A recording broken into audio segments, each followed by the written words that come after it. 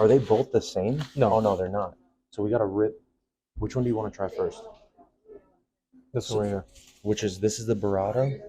Yep, burrata. And ham and hot honey. Yep.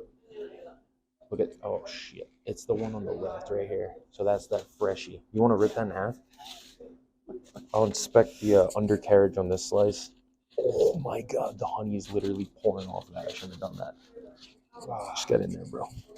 You know what? Let's just bite off this. Let's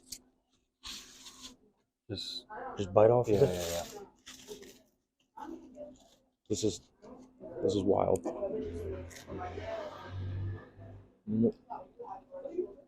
Okay. This is great. This is. So I didn't even have a bite of the actual ingredients yet, but that's just like a plain New York pizza, and that's good. Holy shit. Oh man. That's fresh as hell. Oh, Can I take a bite of this? Oh yeah. I destroyed that. Let's do that. Ham hot honey with little balls of mozzarella. Oh my God. So what's this one and what's this one? This has hot honey. This one doesn't. Yeah. Okay. The hot honey. Now I get why there's a fucking sign on the door that says likes hot honey. Try that. That ham and hot honey combo. Bussin'. Oh God, Kizzy. Oh man. Holy shit. I didn't even. What is this? What cheese is this? That's burrata.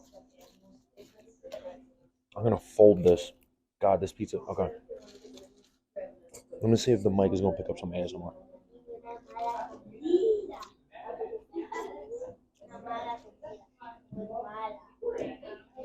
This is great. I like this one better. What do you think? The freshness of this cheese is actually fucking slapping. Yeah. All right, so we're going to. I just got a haircut. That's why I look so different from the fucking pizza segment. And Miguel was just chilling, watching me get a haircut. Thank you for that, by the way. Of course. I couldn't fucking cancel that shit. I'm starving. Theodora. The spot, yes, Theodora. Brooklyn. Greenpoint. You want to explain or Fort Greene? Fort Greene. It's Fort Greene. Fort Greene, Brooklyn, called Theodora. Greene Avenue. On Greene Avenue. This is the same culinary team from Meseta, which is like, I'm no joke. I'll hold that up like right there. No joke is, would you rank one of the better Mediterranean spots you've ever been to? That I've been to for sure. 100%. One of the better ones. And is right there. Yep. And is right down there. And we're waiting. It's an hour wait. So we'll get back to the. We'll probably shoot once we're at the bar with a couple cocktails in us or something like that. We'll get the food and all that stuff. Yeah. Stay tuned though. I'm fucking hyped. Yeah. So that's a mezcal martini. Go ahead and take a sip of that.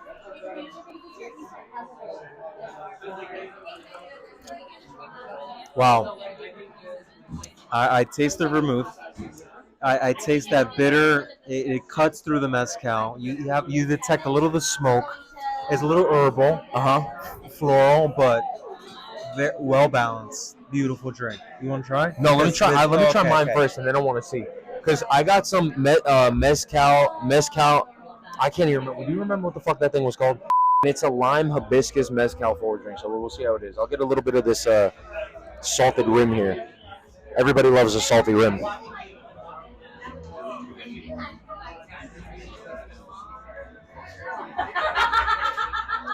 Okay. Remember when the server said that is easy to sip? I want you to try mine first. This shit is fire as fuck. Guys, this thing is no joke. That's it. That's the winner. You think this one's better than that one? Yes. That one looks good as shit though. That's the winner. This is passion fruit. Passion fruit mezcal martini. No, hold up. You know what? Honestly, you undersold this one, dude. I love passion fruit, and that's called maracujá, which means passion fruit in Spanish, on the menu. What is it called? Maracujá. So this is monkfish liver on top of hummus. You can see a little bit more smoked paprika finishings on that. We're digging it. All right, let's see. You want to take the first bite? Yeah, you do. You Me? go for it. Yep. Oh, this is like a whole. All right, Can you rip that apart? It's hot. Wow, it's fresh. Break into that. Break the bread. So guys, this is, I mean, I don't know if the camera's picking up the steam that's coming off of this thing. It looks very freshly baked. I want to grab this piece right here. At the same time, Miguel, give me, Jesus Christ. Hold on. Hold on. That shit's hot, bro. Jesus Christ. That is hot, dude. I want to get a good amount of monkfish. Here we go. Cheers. Cheers. Get some more of that monkfish. Here we go.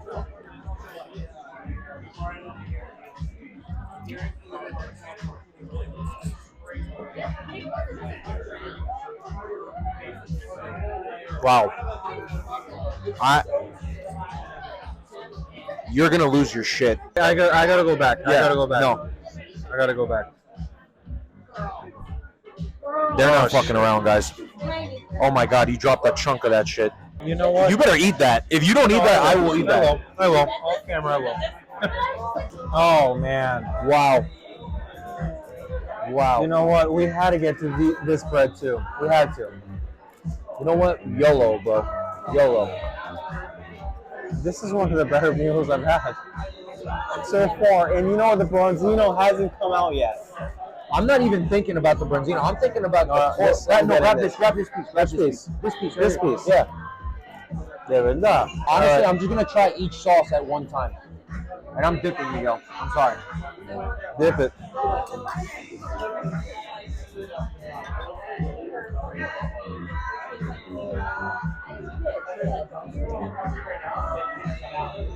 You know what? We have to come back here. That's a very complex bread. It's layered. There's definitely hints of citrus baked into that dough. The salt brings out the herbal seasonings that's on the top. Look at the layers in that. You see that unraveling? I could literally peel away each individual layer of bread that comes inside of this thing. That's obnoxious, that flash. It's crazy. That flash goes crazy. I think this is going to be very Ivar similar. Like, shout out to all my Albanian. Andy, love you. It smells very Ivar, like, similar to Ivar. Yeah, that's like roasted peppers. Oh my god. I think that's my favorite. I think it's 1, 2, 3, but they're very close.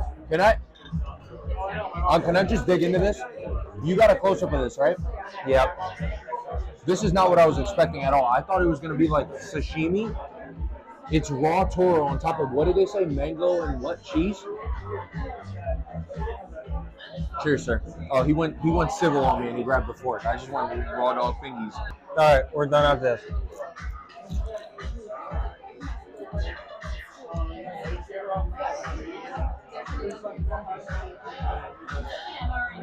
Wow.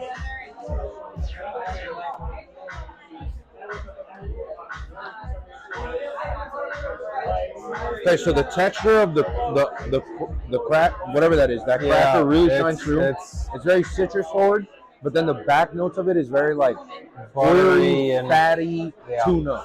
Yes. That is fucking good. So here we go. I'm gonna just wipe it through the sauce. I hate to be this, but I'm a one bite type of guy. You're a one bite. You know, should I? No, I'm not gonna do that.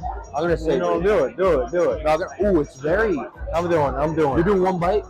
Hold on, let me get more sauce on here. One bite.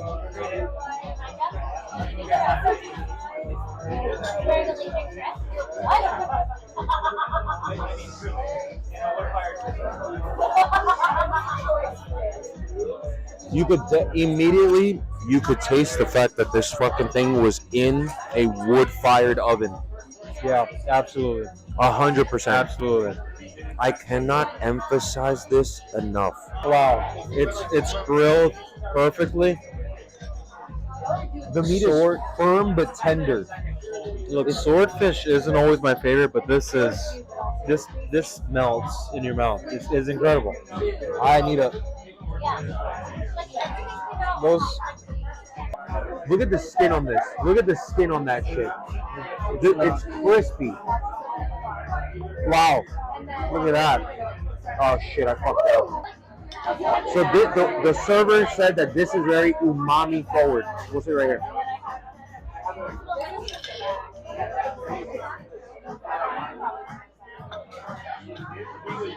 All right. This is the winner. I agree. I say this is the winner. I agree. This fucking thing smells incredible. Do you smell that? And look at the roasted lemon.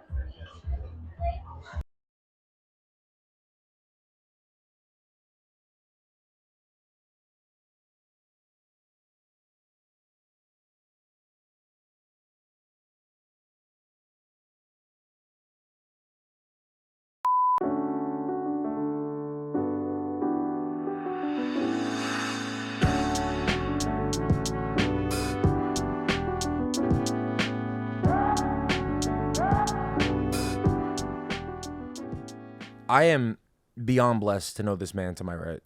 Your guys, the camera's left. We are. No, I'm serious. Yeah. Okay, now I have been looking forward to recording this episode for the longest fucking time, just because there's like a limited. I have like a Mount Rushmore of people that I personally enjoy having meals with because they appreciate food on the same level that I do.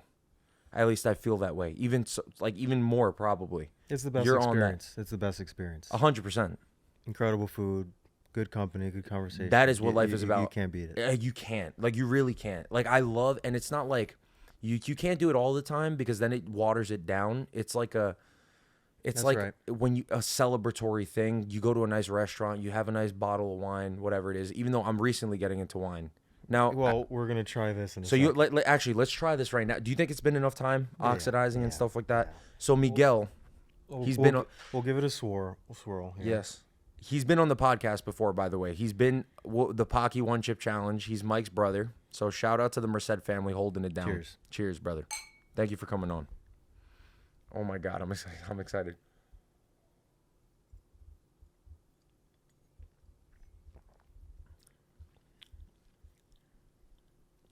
What are you getting there? What are you getting there? What are the That notes? is What are these smooth. notes? That is smooth. Okay, so first thing is very smooth. For me, wine can be very really bad wine is very vapory. Yeah. You know? Very thin, very, Thin is a good way to put it, but I don't know how that matches. Well, it's because you try the flavor and it disappears very quickly. The finish isn't there. It's with wine. It's the nose, the palate, the finish. So what do you get in the nose? What do you get in the palate? What do you get in the finish? And cheap wine, you drink it. It's one note. It disappears very quickly. Look at the legs on that motherfucker. Now, I don't know shit about wine, right? But I went to a vineyard a couple times, and they say the legs is when you watch the oils cascade down the side of the glass like that. It's the evaporation of the alcohols on the surface. It's surface tension and amount of alcohol in the glass that's evaporating. Mm-hmm. So it's called something Gibson effect or something. So, I don't know the term, but it's surface tension, evaporation. But do you want so a good leg is defined by what? You want it to be more runny down the side or less runny? Good legs really means it's a high alcohol wine. Really what it means. It so doesn't higher mean, evaporation rate. Because alcohol tends to evaporate quicker than other, like water or something. So does that mean it's thicker because the alcohol evaporates quicker, so then the legs come down thicker? Well, on a simple point, it's a higher proof, more alcohol in the. So it's a better bang for your buck. Kind of. I mean, to your question, I'm not sure the exact answer on that, but more alcohol. You see the legs; they're present, but you see it in white wine too, and that's a lower alcohol wine. Wine is something that interests the fuck out of me, but I feel like I don't have the intellect for it. No, this is but so you want to let's talk about the bottle. You selected this bottle because Miguel. I don't know much. I know a little. No, you know a good amount. Don't undersell yourself here. Miguel has introduced me to restaurants. This motherfucker doesn't even live in New York City. Okay, he does not live in the 5 boroughs yet. Besides Gage and Tollner, which I always rag on you for that, but you've never been there. I've never been. It's not personal. I just like to it's poke a around. Steakhouse. I thought it looked good. I thought it's on list, but you said it's bought and paid for. That's all that's all reviews, false fucking those advertisements. Reviews, what are those websites? The like Yelps and the fucking. We'll talk about that in a second. Yeah. But But Miguel has never led me astray in terms of you know a lot of things very well, but whiskey, wine, and food, those are your shit. Now with wine, This is Mount Veeder Winery. What's that? 2021. I think it's a 2021. Yeah. Vintage. Cabernet Sauvignon. Napa Valley. So this is Mount Veeder is on the mountains. So it's more of a high altitude wine. So high altitude, why is that important? Because basically there's more sun exposure. It's higher up. It's more direct sunlight. So how does that impact the flavor? It impacts the flavor? Yeah. So more direct sunlight, more intense sunlight, you produce a thicker skin, a thicker, more resilient skin that is more tannic on the expression of the wine. So you get a thicker skin, so you detect more of that skin taste when they ferment it down. Like the rind? Yeah. So the skin gives the wine its tannic. You know that basically when your mouth feels dry and it's pooling. Yeah. It's like you do that. Like dry. Those are tannin. Like okay. Tannins, tannic wines. So high altitude, higher sunlight, direct, thicker skins. So we're getting more of that character in the glass right now.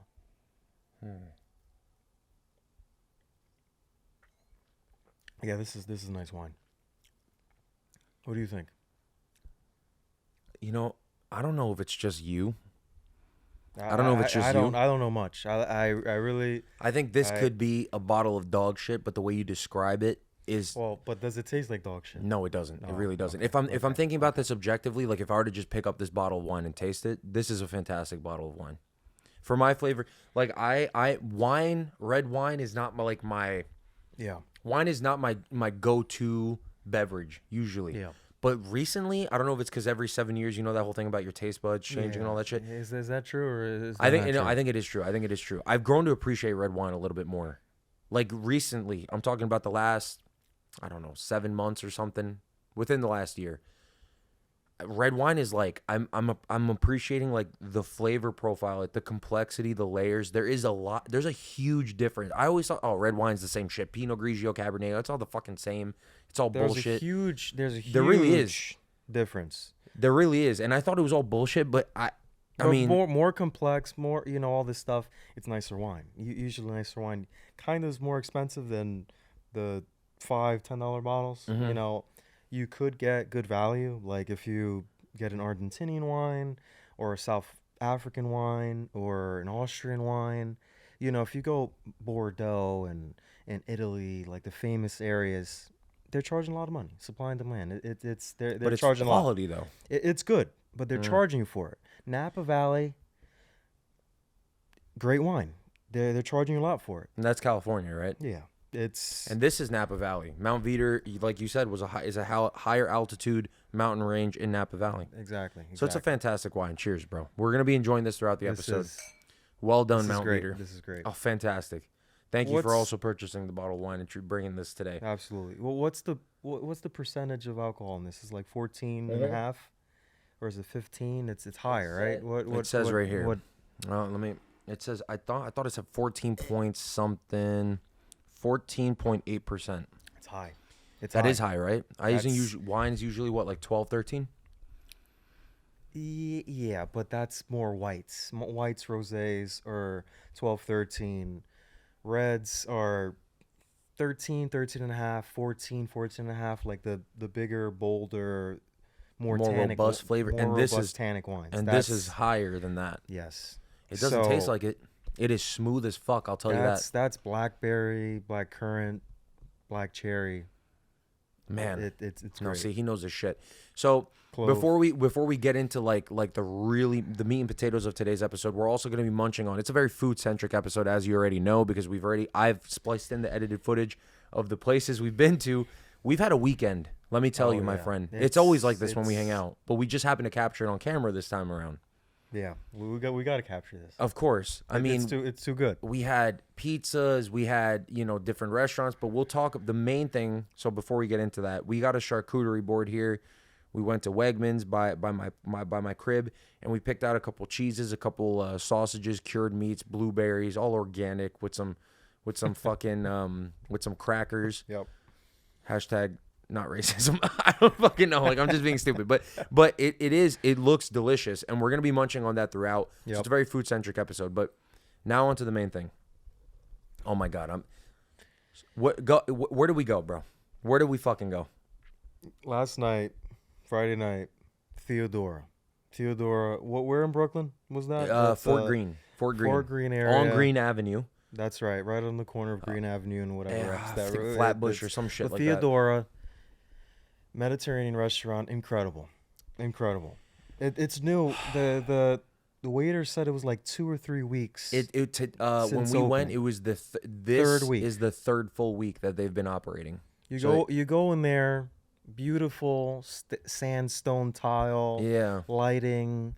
You know, you feel like you're in Jerusalem or something. The old world of Mediterranean food. Like the origins of the food that you're trying to that you're eating. Almost like Assassin's Creed and like you're Altair. Motherfucker, I felt like I should have that white hood on, bro. I'm over here chilling. I'm like eating that shit. I'm like, God damn, I'm about to get stabbed in the back by a hidden assassin's blade, bro. It was so good. From the top, just Eagles dive into the hay bale. It was fantastic. It was so tell. What do we have to start? So before that, right? I want to describe. So the restaurant is, like you said, you did a beautiful job of describing it. But the culinary team. Yeah, that's right. So I want to say, because again, I said before, you literally have put me onto so many restaurants, but even though you don't live in the city. Yeah, but when you like food, you research, you Google everything, you look at the reviews of everywhere. But and even people who do that though, Yeah. you still have a knack for finding good ass shit. And you put me and Hannah onto Meseda. You came over one weekend, we were just hanging out. Came over to the crib, just shooting the shit, and you're like, hey, guys, I know a place that it's good stuff. And that's all you put. You know what the thing I love about you, bro? Yeah. You don't, I have this bad tendency. I oversell things. And I think it's because I get very excited, because I am very passionate about food. Enthusiastic about what it is, what it's not, and I can't trick help people. but That could could mislead. it sets expectations too high, and I get too like I get desperate. I'm like, oh my God, it's fantastic, you're gonna love it, and it fucks it up Because if expectations are so high, and they don't meet that, it's garbage. It's garbage. But the thing is you do a fantastic. You don't undersell it, but you just go casually. You just I will never forget this weekend. You literally were just like, guys, I know a place. You guys like Mediterranean food? Me and Hannah are like, we love Mediterranean food. Hannah loves Mediterranean food. And where you're just like, hummus, pita, And you mentioned like casual things. And I'm like, okay, yeah, I'm down. Where is it? It's like, dude, it's right here, actually. I've been there before once. 10 minutes away, right? Yeah, literally 10 minutes away. So we Uber to the spot, and we're like, it's a popular spot, but let's just see if we could get a walk-in. We go in. It's called Meseda in Fort Greene. Beautiful fucking restaurant run by... But we're going to say in a second, Chef Tomer or Toner. I think it's Tomer. I'm not sure the exact name, but... I want to say it's Tomer. I'm willing to bet it's Tomer. So Chef Tomer, he's the executive chef of Meseda and Theodora. So Meseda is one of his original restaurants, his main restaurant, first and foremost, in Fort Greene. He opens that place up. I think it's Israeli... style Mediterranean food. Eastern Mediterranean, like Israeli region, but not to get political, because I guess now it's like it's there's a lot of whatever, but whatever the fuck. He opens that restaurant, right? I want to say it's a staple in the community in terms of like everyone who lives in Fort Greene, Brooklyn. Like I've even met people that live in that area. They know about it immediately. It's somewhat a local gem. Like it's a gem and a half. It is literally on the Michelin guide, this place. It is no joke. If you ever visit Brooklyn and you're a foodie and you like Mediterranean food, highly recommend this place. This place and those two. And Theodora. The 2 places, yeah. So Meseda, you just casually mentioned, it's a fantastic Mediterranean spot. We're like, all right, let's go. We go. The guy goes, we have a space for a communal table. So we're like, all right, we'll wait. 15 minutes later, the guy brings us back. We're sitting in a communal table. There's one other elderly couple, actually, which was really interesting. They were like in their 50s or whatever, dining with us. And, we didn't make any conversation because it was a really big table and we're tucked away in our corner. They're on their way out. They were finishing up. So like 10 minutes after we get there, they were eating dessert, whatever. They pay the check, they leave. So then we have the whole communal table to ourselves. We order, I think it was like balsamic vinaigrette chicken liver hummus, salmon belly skewer, halloumi, grilled halloumi with drizzled honey, fresh baked handmade pita bread made on location. Everything in this place. The cocktails were really good. What do we didn't have cocktails. No, the first time we had beers because at Meseta their cocktails. Hannah had it. She had a mocktail. That's right. At Theodora, we were having cocktails. That's where I'm. So we'll get into that in a second. So I'm taking. I just want to delve into this because there's so many layers. Yeah, there is. Just you got to set it up. These are incredible restaurants. They really are, and I really can't sell it short because so. But I drag on. We have to get into what's the rating of Meseta. Yeah, so I gotta shut the fuck up. So Meseta, we go there. It's fantastic. We had fantastic Middle Eastern food. So point is the same. I'm not shutting you up. No. I know. But I do have a tendency to do this. So thank you for doing for keeping me in check. But so the same culinary team that runs Meseta, they opened up the same executive chef, as I said before, opens up a secondary location. But this location, Theodora, their primary focus is dry aged fish. Yes. Finished fish and meats. Yeah, okay, but yeah. Finished on a wooden grill. And that sounds so simple, but the dry aging of fish, which is not as popular as dry aged meats, right? Like you hear about dry aged, wet aged steaks, whatever the fuck. But seafood, you don't really hear that. That's true. But they do that, and it intensifies the flavor. You hear like of salted, like like salted, and... But it's not that. They just put it in a refrigerator, and they even say when you go there, the refrigerator's in display. Like go check it out. And you see huge fucking fish sitting there. And fish, bronzino, and the basses. It's magical shit. High quality ingredients. All right, so let's get into the rating. So obviously they're sister restaurants, sister locations, different concepts, but similar in terms of the vein, the genre category of food culture that they're trying to put their thumbprint on. All right, so let's say out of 10. So I want to clarify. Out of 10. We'll start with Meseta. 5. We're saying 5 is average restaurant. Anything above a 5 is good. 1 is shit, obviously. 10 is like, the best in the world that you've ever fucking had. Like that's perfect. Yeah, and it's hard to get anything to get a perfect score on everything. I don't think I've ever given any place anything a 10. Because it's in your imagination. There's always room for improvement, but there has to be like 5 or 10 restaurants in the world that are like 10s that we haven't visited that we have to one day. 5 or 10 in the entire world. No, I'm just saying there has to be. No, I get what you're saying. I agree with you. That's why. It's because 10 is such a. You can't just give 10s out willy nilly. No, it has to be. I haven't been to a 10. I've never been to a 10 either. I gotta say, and I think I've eaten at pretty decent places. So, I do want to go into like a fun exercise of what examples are of like. Okay, so let's do that. Go ahead. And then we'll give the rating. Yeah, of course. No, I'm fine. Fuck with this. All right. You know what? It's just a funny thing. Yeah, okay? Go ahead. Yeah. All right. Let's go. Let's start from 0. At 0. All right. At 0 is school lunch. Okay. School pizza, nacho. It's just. That's, like that nasty curled nacho yellow ass cheese. You know what? It's school lunch / prison food. It's a 0. Okay. I think school lunch is a 1. 0 is like prison food. Oh, fine. 1 for me is truck stop, 7-Eleven, hot dogs. That food is a 1. Okay. I think that's a good baseline. 2. Buffet restaurants, Golden Corrals. I knew you were gonna fucking say Golden Corral, Chinese buffets. Yep. No offense, Chinese buffets. No offense. The Golden Dragon buffet. Yeah, in fucking wherever. Yeah. I got you. Golden Corral. That's a 2. Okay, right? Okay, keep track of my numbers here. Those guys are 350 pounds walking around. I'm looking around. There has to be some. Look, I could get a meal there. I'm not saying, oh man, I can never eat a Golden Corral. I'll end up getting the mac and cheese, chicken fingers, dipping it in some barbecue sauce, and having it. It's grub. It's not. Okay. It's but not that's like a 2. Okay. 3.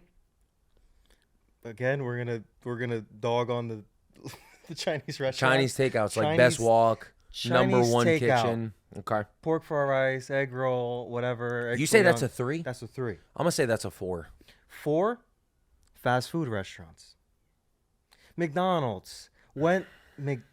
Fast food. I think I switch it.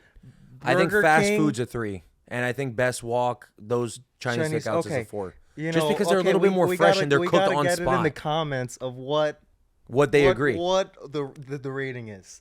Everyone's what their rating is. Yeah. All right, we're on 4. I said. So we have a little bit of mismatch. I say takeout Chinese is 4. You say fast food's 4. You see why this is fun? I thought I had. No, this is beautiful. This is a good. Yeah. Okay, 5. Fast casual / Chili's, Chipotle. No. Fast casual. Yeah. Sorry. Fast casual / diner food is a 5. Middle of the pack.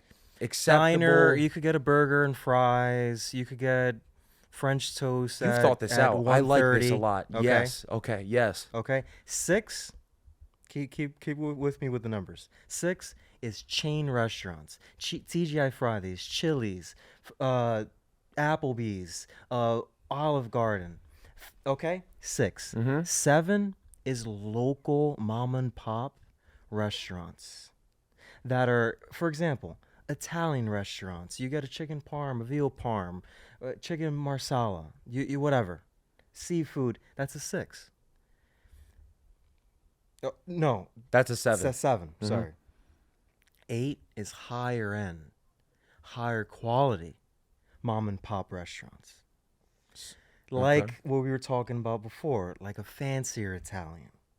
Like in town, like nicer places that you go spots. to. Yes. The date night spots. But they're local, they're not like hard to get into. You could walk in. Those are 8s. Those are very respectable restaurants. 9. Michelin Guide, Michelin Star, level 1, 1-star restaurant. 9. And there's increments, 0.1, 0.2, whatever. 10, we discussed earlier. High-end Michelin, 3 Michelin star, the best restaurants, the best meal you ever have. It's going to be pricey, but you're going to remember forever, for your whole life. That's my scale. Going through it quick. Rough outline, though. That's my rough because outline. like what you were saying, and we were talking about this before off camera. Outline. Once you get into the higher you got echelon quiet. of things, You're thinking now. Yes, because I agree with you. Now it makes sense what you were saying. When you get into the higher echelon of things, it's not a 9.4,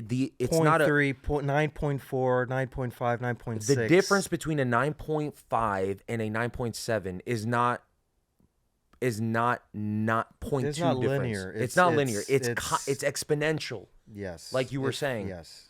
Because the thing is and now you said that before. Yes, yeah. You said that before. Would you agree? I agree with you. Because the thing So- is like 9 is like you're talking about Michelin guides, but you can have a Michelin guide restaurant that's a 9.1, but then you got a 9.9, and that seems like a different fucking universe. But that's why Michelin has awards: 1-star, 2-star, 3 stars. And then the general guide where they suggest, but it's not a 1-star, 2-star. Yeah, it's not. They're not ranked, but they're almost right there. We'll get into the history of that. We will. We'll get into the history. Actually, you know what? We'll get into the history of it now before we review the. So Michelin, do you want to explain? So Michelin is a French tire company, as I believe. Yeah, it started in like late 1800s. And it originally started as an advertisement for the tire company because tires was a form of transportation. So they were a tire company selling tires. They needed to find a way to sell their tires. So they needed to create a guide to have people burn rubber and use up their tires and travel to rush. So by the way, genius marketing idea. Whoever the fuck started that. So this was like late 1800s. The tire company started. 1920-ish is when the Michelin Guide, Little Red Book, is what they came out with. So it initially was hotels, restaurants, attractions. It wasn't purely restaurants. It was attractions. Okay? So as they say, as the history says, a 1-star, they first came up with only 1-stars. Later on, like 6 years or something after, they came out with the 1-star, 2-star, 3-star. 1-star is, it's worth to stop. If you're driving down the road and it's nearby, the 1 Michelin star, it's worth stopping. 2 is worth the detour. Out of your way. Out of your way. So you know what, you're driving, you put it on Google Maps, you put that stop, you're going out. Okay. 3, it's a destination itself. It's worth you taking the trip the trip there. There's terminology there is converted into French. Like there's classics, but essentially this is what it was. So you know about how they award these stars on what the criteria is. Do you know what the criteria is? It's basic, but you know the criteria. I know the telltale signs of a Michelin star reviewer that they always ask for an a la carte menu, and then basically what they state is quality of ingredients, number 1. Okay. Flavor profiles, number 2. Okay. So there's 5 things. 3, techniques of the chef. 4, the personality of the chef and how the personality gets put in the food, infused into the dishes that come out of the kitchen. So if that chef is good and he's innovative and all this stuff, his personality goes into the food. That's the 4th level criteria. That's what separates the 1 and the 2 and the 3 star. 5th level criteria, consistency over time. So how consistent a restaurant is. So these guys go in at lunchtime, they go at dinner time, they go on a slow Tuesday, and they go on a busy Friday night and a busy Saturday night. If it's consistent, they say that restaurants are at their best when a restaurant's busy.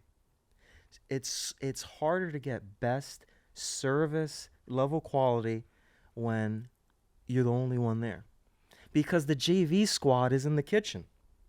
That's number 1. That's why you're enjoying the shit.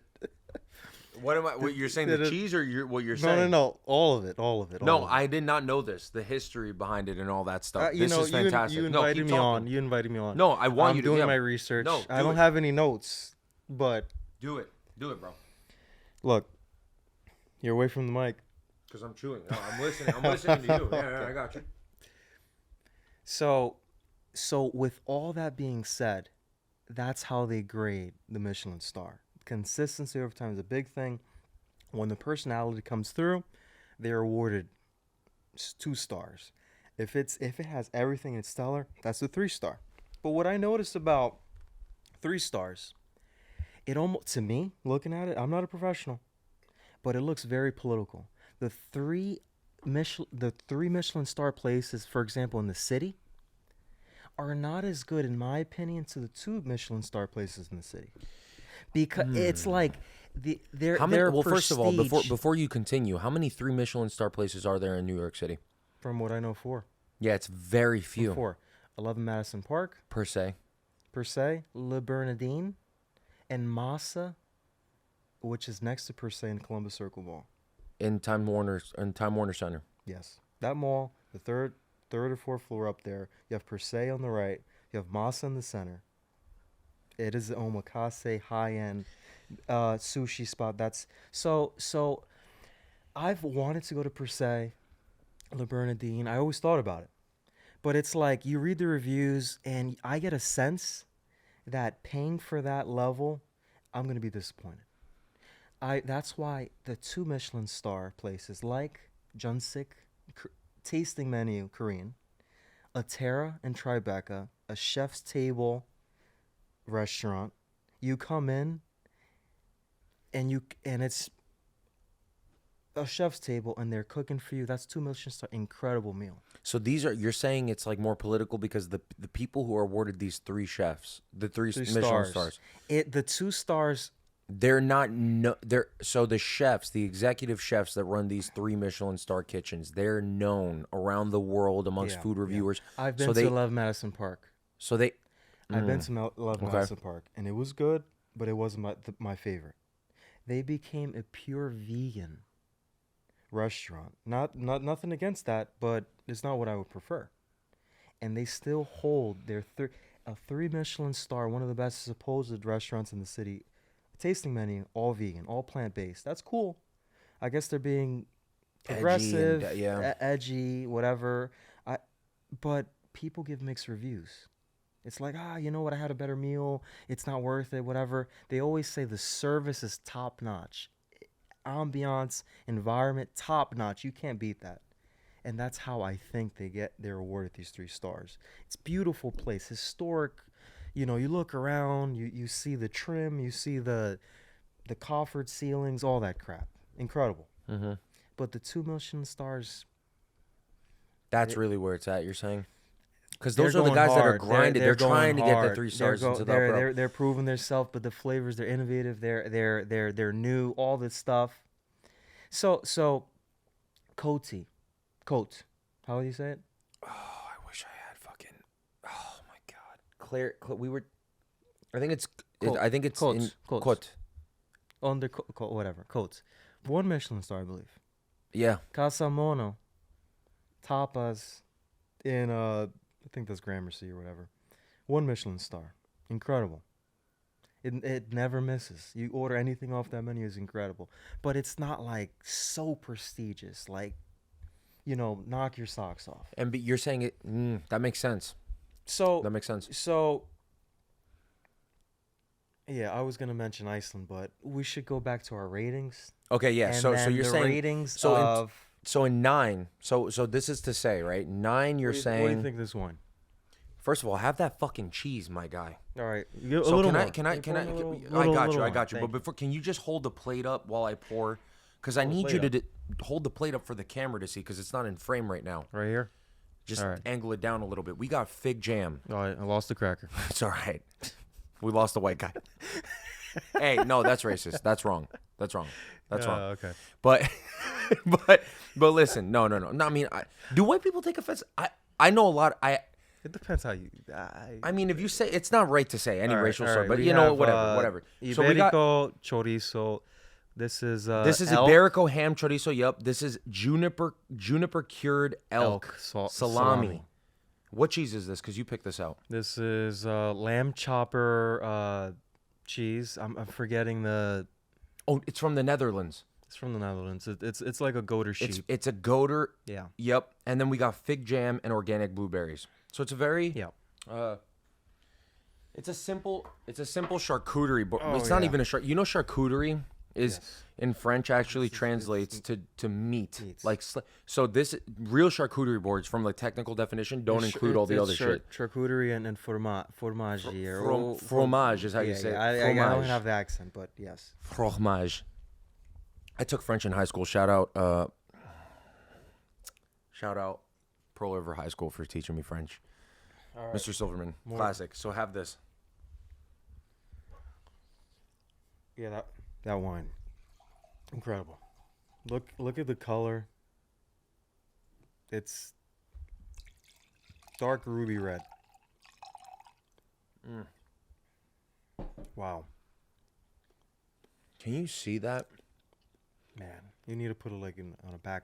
They see it. White background. Let's see right here. It's incredible. It is so rich in flavor. Oh my god, and this fucking cheese is fantastic.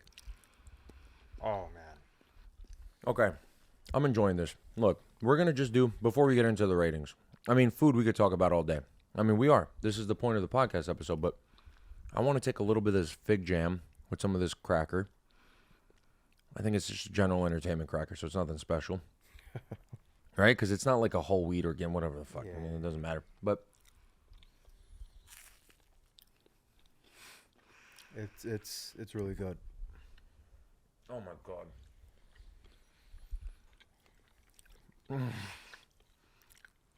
Food is.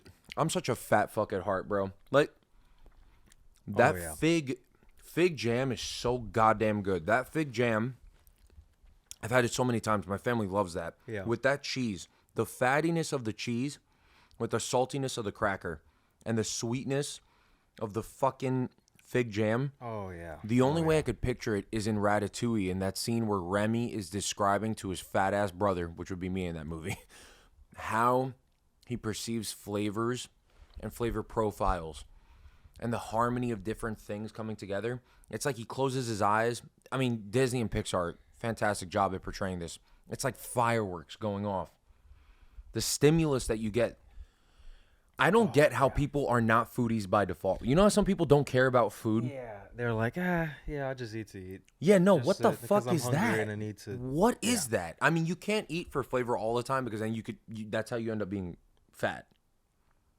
Yeah. It is. I mean, sometimes, like for healthy purposes, you got to eat sometimes like not the best stuff. But when you're indulging, kale salad or something. Yeah, when you're indulging though, like this, You can't beat this type of shit, bro. All right, so let's go back to... And then paired with the wine.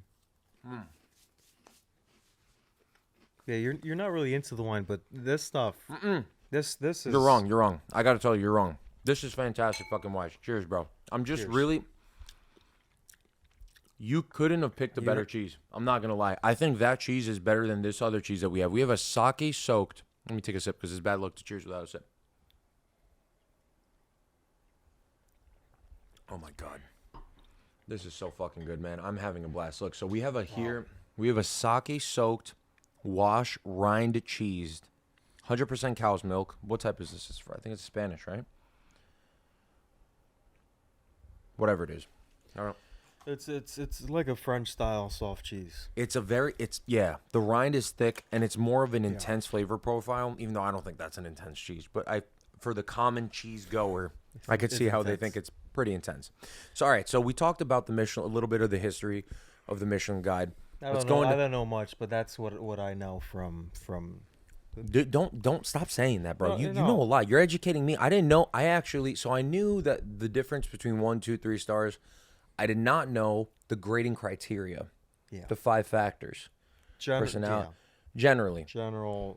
So that's really interesting to notice. And I think your perspective on that is, I think that's fucking spot on, to be honest. I could see how some bullshit happens in the food reviewer world where the executive chef is a big name and then that impacts the perception of the food and what the kitchen's doing. I could see all that. And that's why I think the 2-star places that you're talking about, the all-stars. They're pushing the envelope. Those are the guys trying to earn the 3 stars, but they haven't gotten to that status. Yeah.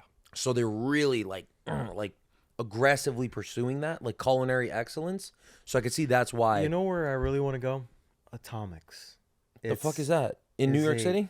A Korean tasting menu. Very hard to get into. Of course, all these fucking places. Very hard to get into. You got to look this one up. 2 Michelin star place. It's another chef table sort of place. You look at that, you look on the Instagram, you look at their website and the photos. That's where I want to go. That's the next spot.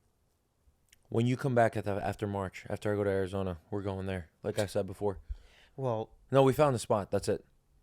No, we found the spot. Well, we have to start camping out on Resi to get. I'll fucking camp. I'll do that. If you want to help me to try to double secure, hit 9 a.m. refresh. Control R for a hard refresh and see if that motherfucker pops up so we could do that shit. So okay, so Theodora. That was a side note, but no, of course not. We're just having. All right, so Theodora. So let's start with Miss Ada. So we've established a scale, right? A rough working scale on the gauge. I have my rating for Miss Ada. All right, should we get a piece of paper? Write it down. I want to hear yours first, actually. All right. Also, because I don't have a piece of paper. Yeah. I want it almost like a blind, Hey, look, because you're influenced. So you want to say it at the exact same time? It's fine. I will not change my answer based off what you say. Okay. It's tough. Because look, according to my rating or what I was saying. Mm-hmm. I will give Miss Ada, to be fair. You can't just break it down by category like that, like in terms of mom and pop, elite, mom and pop, local. No, Michelin. like that was like a rough. That's a rough guide, but you're not saying that like hard line. This is what it is.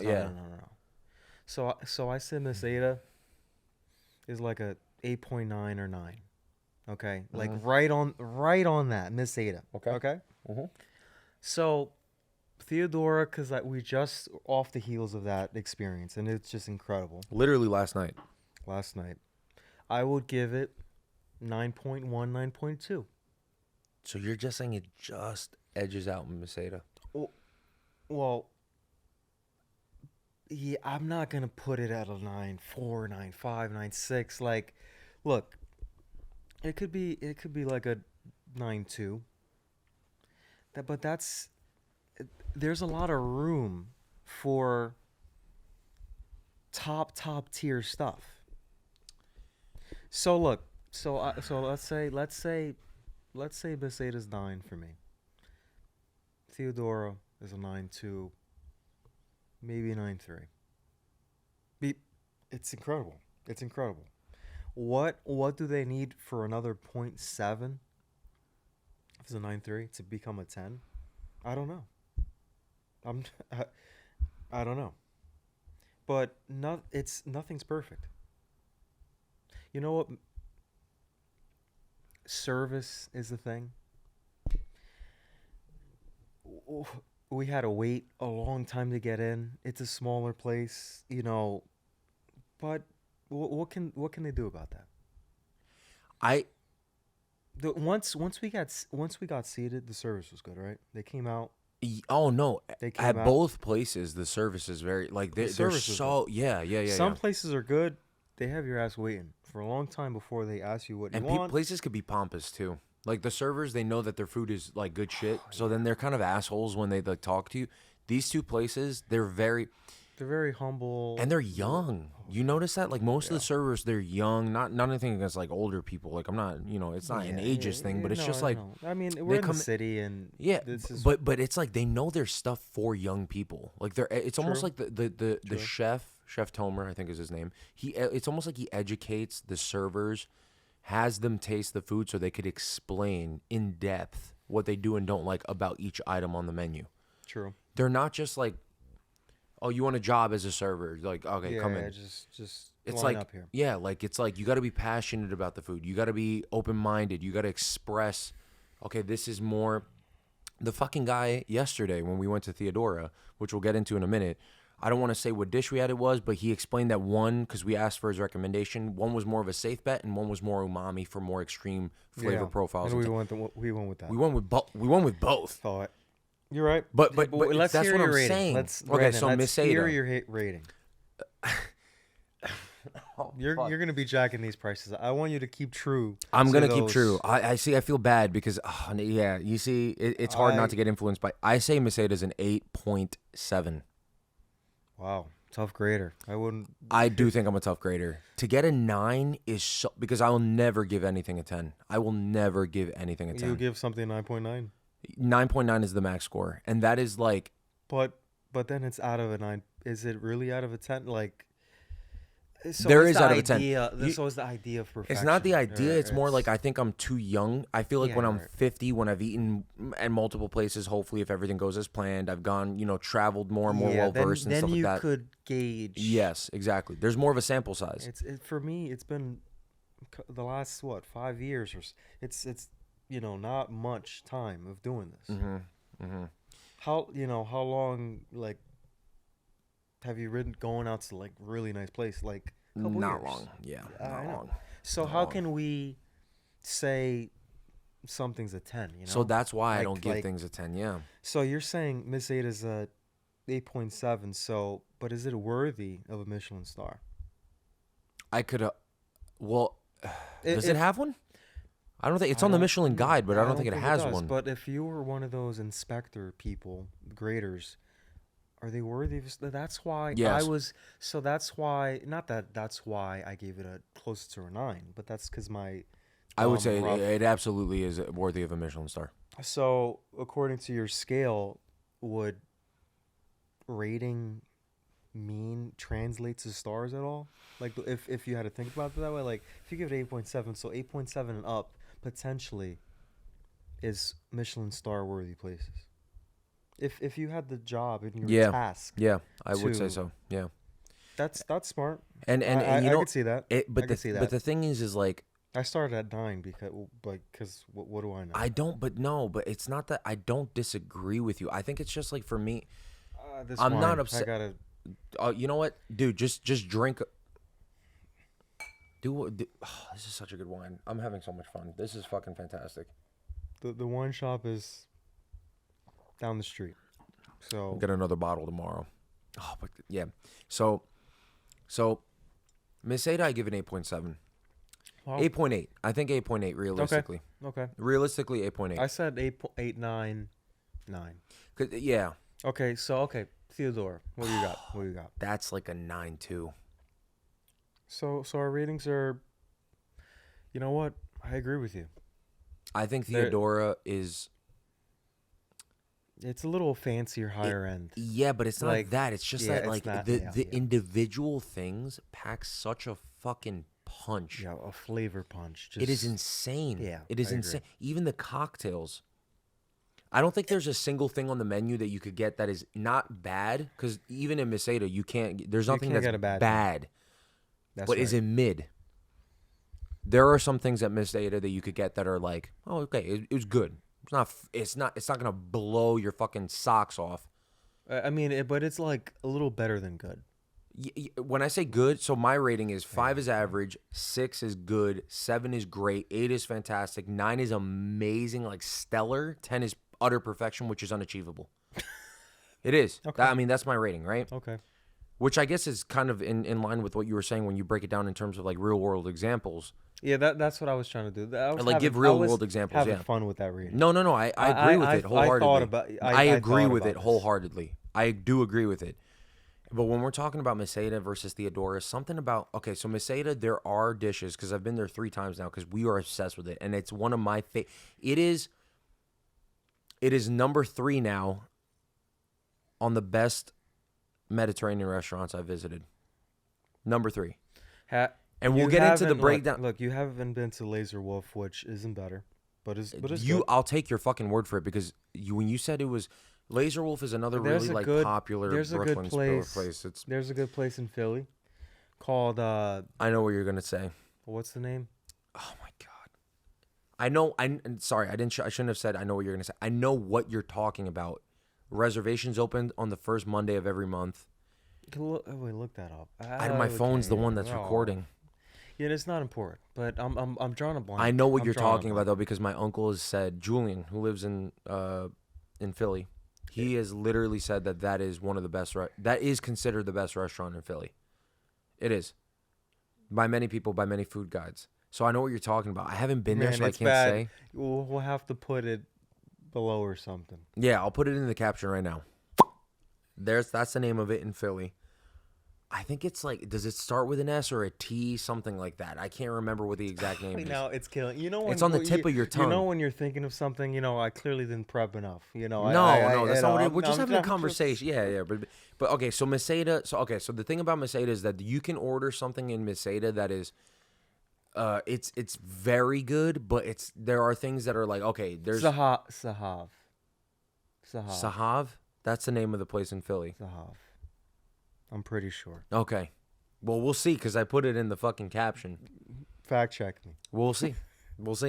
But so they changed. That was an a la carte menu, and they changed it to a tasting. I'm pretty sure. Recently, a couple years ago. I want to go there so bad. Have you been? I've been. This motherfucker's been all over. Well, that's why I bring it up. I don't bring it up just to talk shit. I brought it up because. So is that it? Okay, so is that better than Meseta? That's better than Meseta. Get the fuck. Are you fucking That's serious? Better than Meseta. It's up there with Theodora. It's like right there. It's right there. Is it better than Sumac? Sumac, Reykjavik, Iceland. Incredible. You know what? Is it better than that? It is.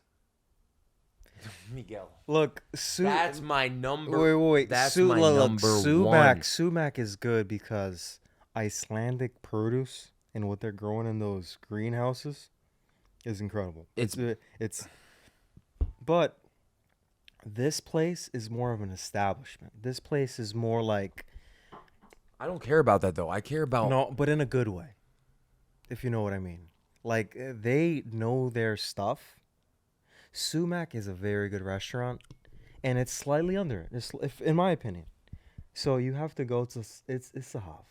Do you rate Theodora above Sumac?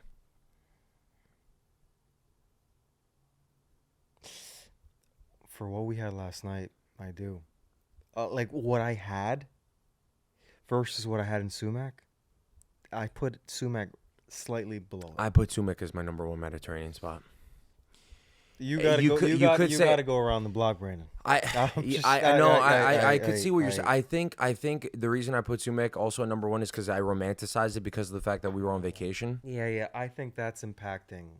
Look, how much you liked him, how much you enjoyed it. But that beef, yeah, you're fucking. Right. I had a cauliflower pomegranate dish. I had the halloumi was incredible. In The sumac. halloumi was the best halloumi I've had. The skewers, I had some like meat skewers, fish skewers. The dessert, I had some crazy like dessert. So you put Theodora over. Oh my god, we need to stay on. Okay, so Uh, Miss Ada I give an 8.7, or no 8.8. Theodora I give a 9 point. What did I say? 1 or 2? You said 2, 9.2. Yeah, 9.2. I think it's very fair. I would still say, oh my fucking god. I think it's like I can't do 0.05, but I would say that sumac just edges out Theodora. I think it's because of the romanticism. Yeah, but sumac does not come out with a bronzino, a dry aged bronzino from a wood fired grill. It doesn't. And the lamb that God we damn were it, that's gonna a good fucking point. Oh, and the fuck. lamb that we were gonna get that I said that's crazy, that's too much food. We'll go next time and we'll get the lamb. If you had the lamb and you try that, you're gonna see.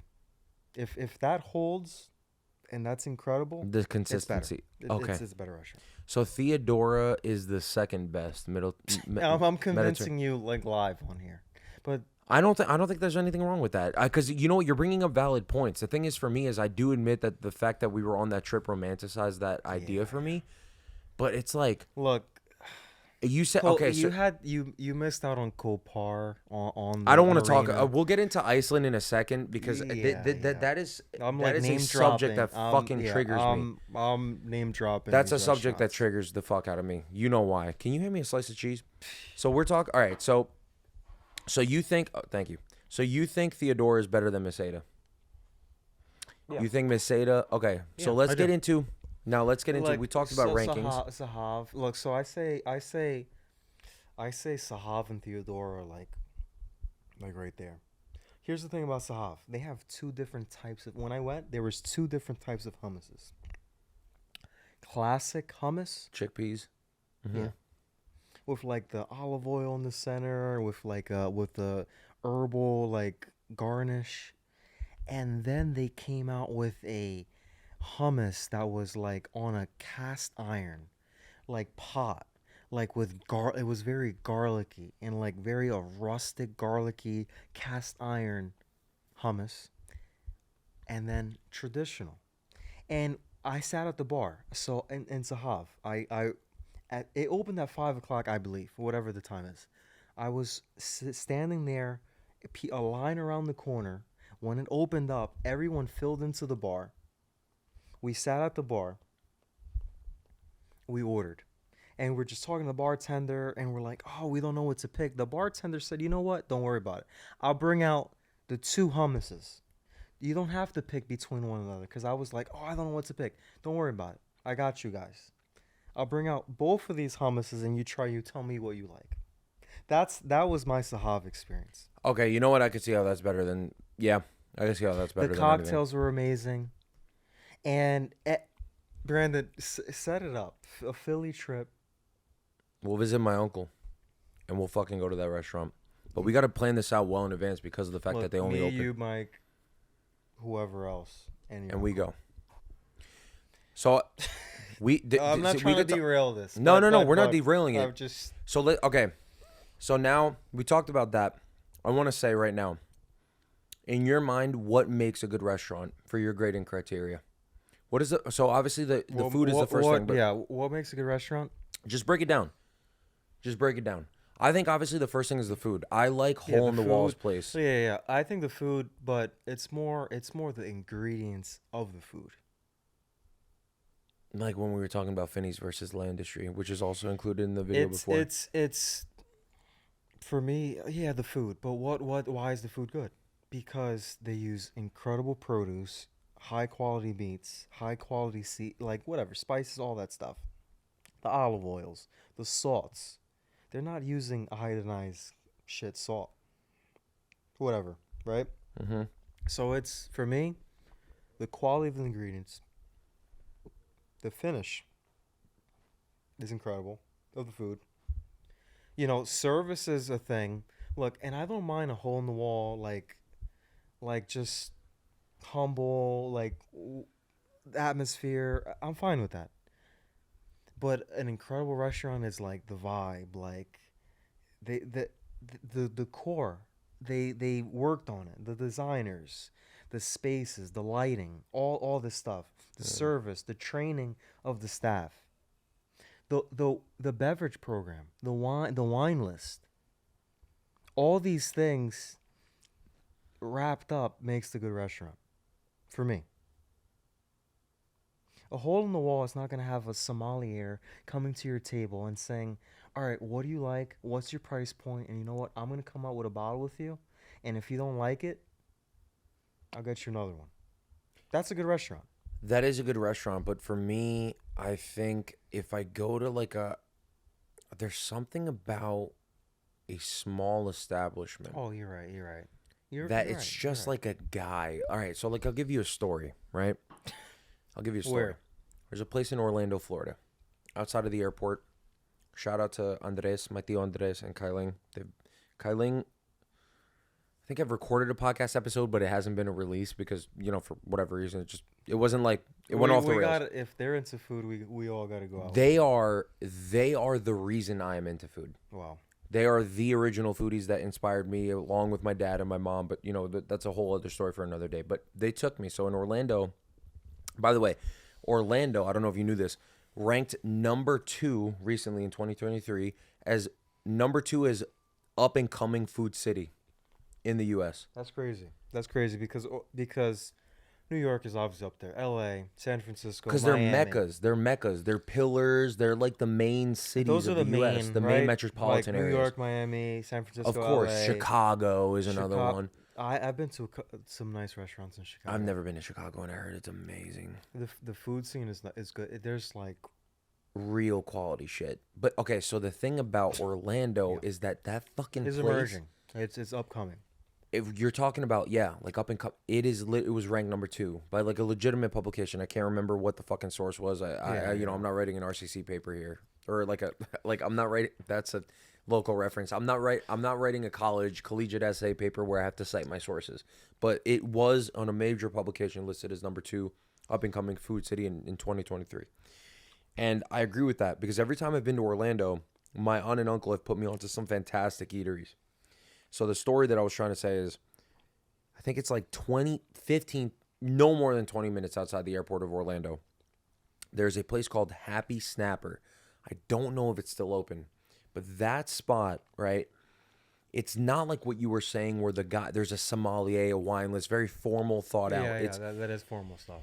It's a hole in the wall, but the guy or the family that runs it understands flavor and food in a way what that kind is of not. Food? Did you say that? It's seafood, strictly seafood. So, Wow. but when I say seafood, I mean not like you go in and they say grilled fish. It's local, probably seafood. Yeah, They bro, fish you it walk out, they in bring and in- there's a fucking, the way you order is there's a menu, you order by the pound, and then Catch of the day.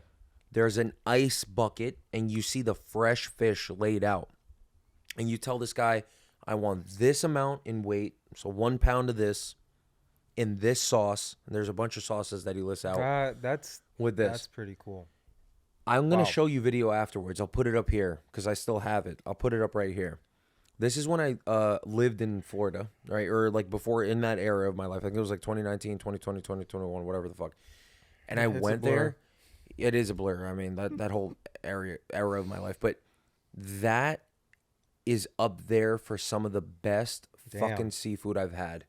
The flavor intensity, the butter and the garlic, the freshness of the seafood. It's like the way everything merged together. And that's the thing, like, it's a hole in the wall place. It's not necessarily that it's a formal establishment. They've studied it formally, culinary school, what wine pairing tastes. I got you. It's not that. It's just a hole in the wall rustic spot. That doesn't make. Yeah. Yeah, but the guy, like, it's almost like your fucking uncle that knows how to throw down in the kitchen. He's in that fucking kitchen. Yeah. He tells you, what do you want? You like garlic? I got you, bro. And he cooks up some shit. And when he puts it on the fucking plate and you're eating it, you're like, you're sucking your fucking fingers. Yeah. That is the type of, that's why I don't rate necessarily, like, I love me a good fancy restaurant. but hole in the walls, like little right. spots where you don't expect shit of it, You're right. and it just it hits you right in the fucking. It's even better. It's something about that because the thing is if you price, walk, the price point's better too. it is. But the thing is like if you walk into a fancy place, you know you're gonna fucking. It's good. Your expectations are high. Exactly, but if you walk into a place that looks like shit and the fucking food, there's like a picture of it, like a default Adobe stock, and yeah. the menu. Yeah. And then you're all right. I'll just take this, whatever. And then they fucking give it to you, and you're like, you're eating, you're like, oh my and god, those dudes are grinding. those motherfuckers, they just have like it's like a rudimentary, fundamental understanding of flavor and the merging of like different ingredients. That is something I really admire. I like the rustic. I don't know how to explain it formally and put it into words, but that is, I like the hole in the walls. I like those types of things, like the grittiness. I also love the fancy restaurants, but I'm saying I will be more impressed with a hole in the wall that's fucking crazy you're right. good. Like, talking about fancy restaurants, place. like I've been to places where you get up, you know how you have the napkin or the cloth or whatever. The little, yeah. What do you call that? I don't whatever know it is. Yeah. You get up, they fold the napkin, they put it back, you come in, and they tuck you back in to your chair. And it's like, what place is this? Was this a 11 Park Madison, whatever the fuck? I think it was a Terra. The two Michelin star place was very good, but I like that place a lot. But the place, the reason why it wasn't incredible is because they're watching you like a hawk. They're watching like a hawk, and as soon as your glass is like half full of water, they're pouring it to you to a perfect amount. You're getting up. They're opening the bathroom door for you. They're wiping your ass. No, I'm just playing. So, but it's a balance point. It's too much. It's overwhelming at a certain point. It can be. It's a very fine line, and it's very easy to cross that line. But those guys, they tuck you in. You know what? I'm capable of sitting down and tucking myself into the chef's table. The chair, yeah. The chair. I could do that. But obviously, right? But they're doing that. And that's where it becomes so fancy. That's where it becomes like too try hard. Not too fancy. Too like formal, like stuck up, like very uptight. Look, I've been to a place where they're just like watching you, and you're like talking, and it's like they're like listening into your conversation. You can't even talk crap about what you're having.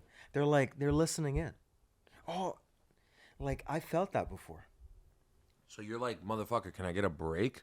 Like that. Yeah, type like of shit? you feel like that. You feel, that's not an enjoyable dining experience. It was a Michelin star place, and I didn't. Two like or one, or three. I'm forgetting. I think it was at least one. It was one or two. It was Ashka in Brooklyn. It was a Scandinavian, like a Nordic Michelin star place in Brooklyn that I've been to. And those dudes. It was all black. You come in, all the walls are blacked out. You see them cooking. You sit down, and it's like a studio in there. Like a music studio? Like a filming studio. Like it's like on set, the lighting, you're on a stage, they're looking at you. You couldn't order cocktails. It was a fancy restaurant. Just wine. I'm like, we can't order a cocktail here? No. Oh, that's ridiculous. It's like ASKA, Ashka in Brooklyn. It looked good. It looked amazing. The website, everything. Was it good though? It was good, but you're just saying it was too overwhelming. The experience of them having them like over your fucking ass. It was okay. That's annoying. It wasn't. That is good. Annoying. I'll show you the website after. So now we gotta see. So this gets into. This is why I say he's like, for example, when we went to Theodora. You eat a bite. Okay. I can't stand going to restaurants with people that when they have something fantastic, like let's say this cheese, whatever, you take a bite of that shit, and they're like, they eat it. It's good. Yeah, that's not saying that. That's not saying. Yeah, give me more. Like, give me more of your. Give me a breakdown. Maybe, I like talking. I like people who have extrapolated fucking opinions on shit. Good. Or, I don't like it. Why? Like, Why? Why? Yeah, exactly.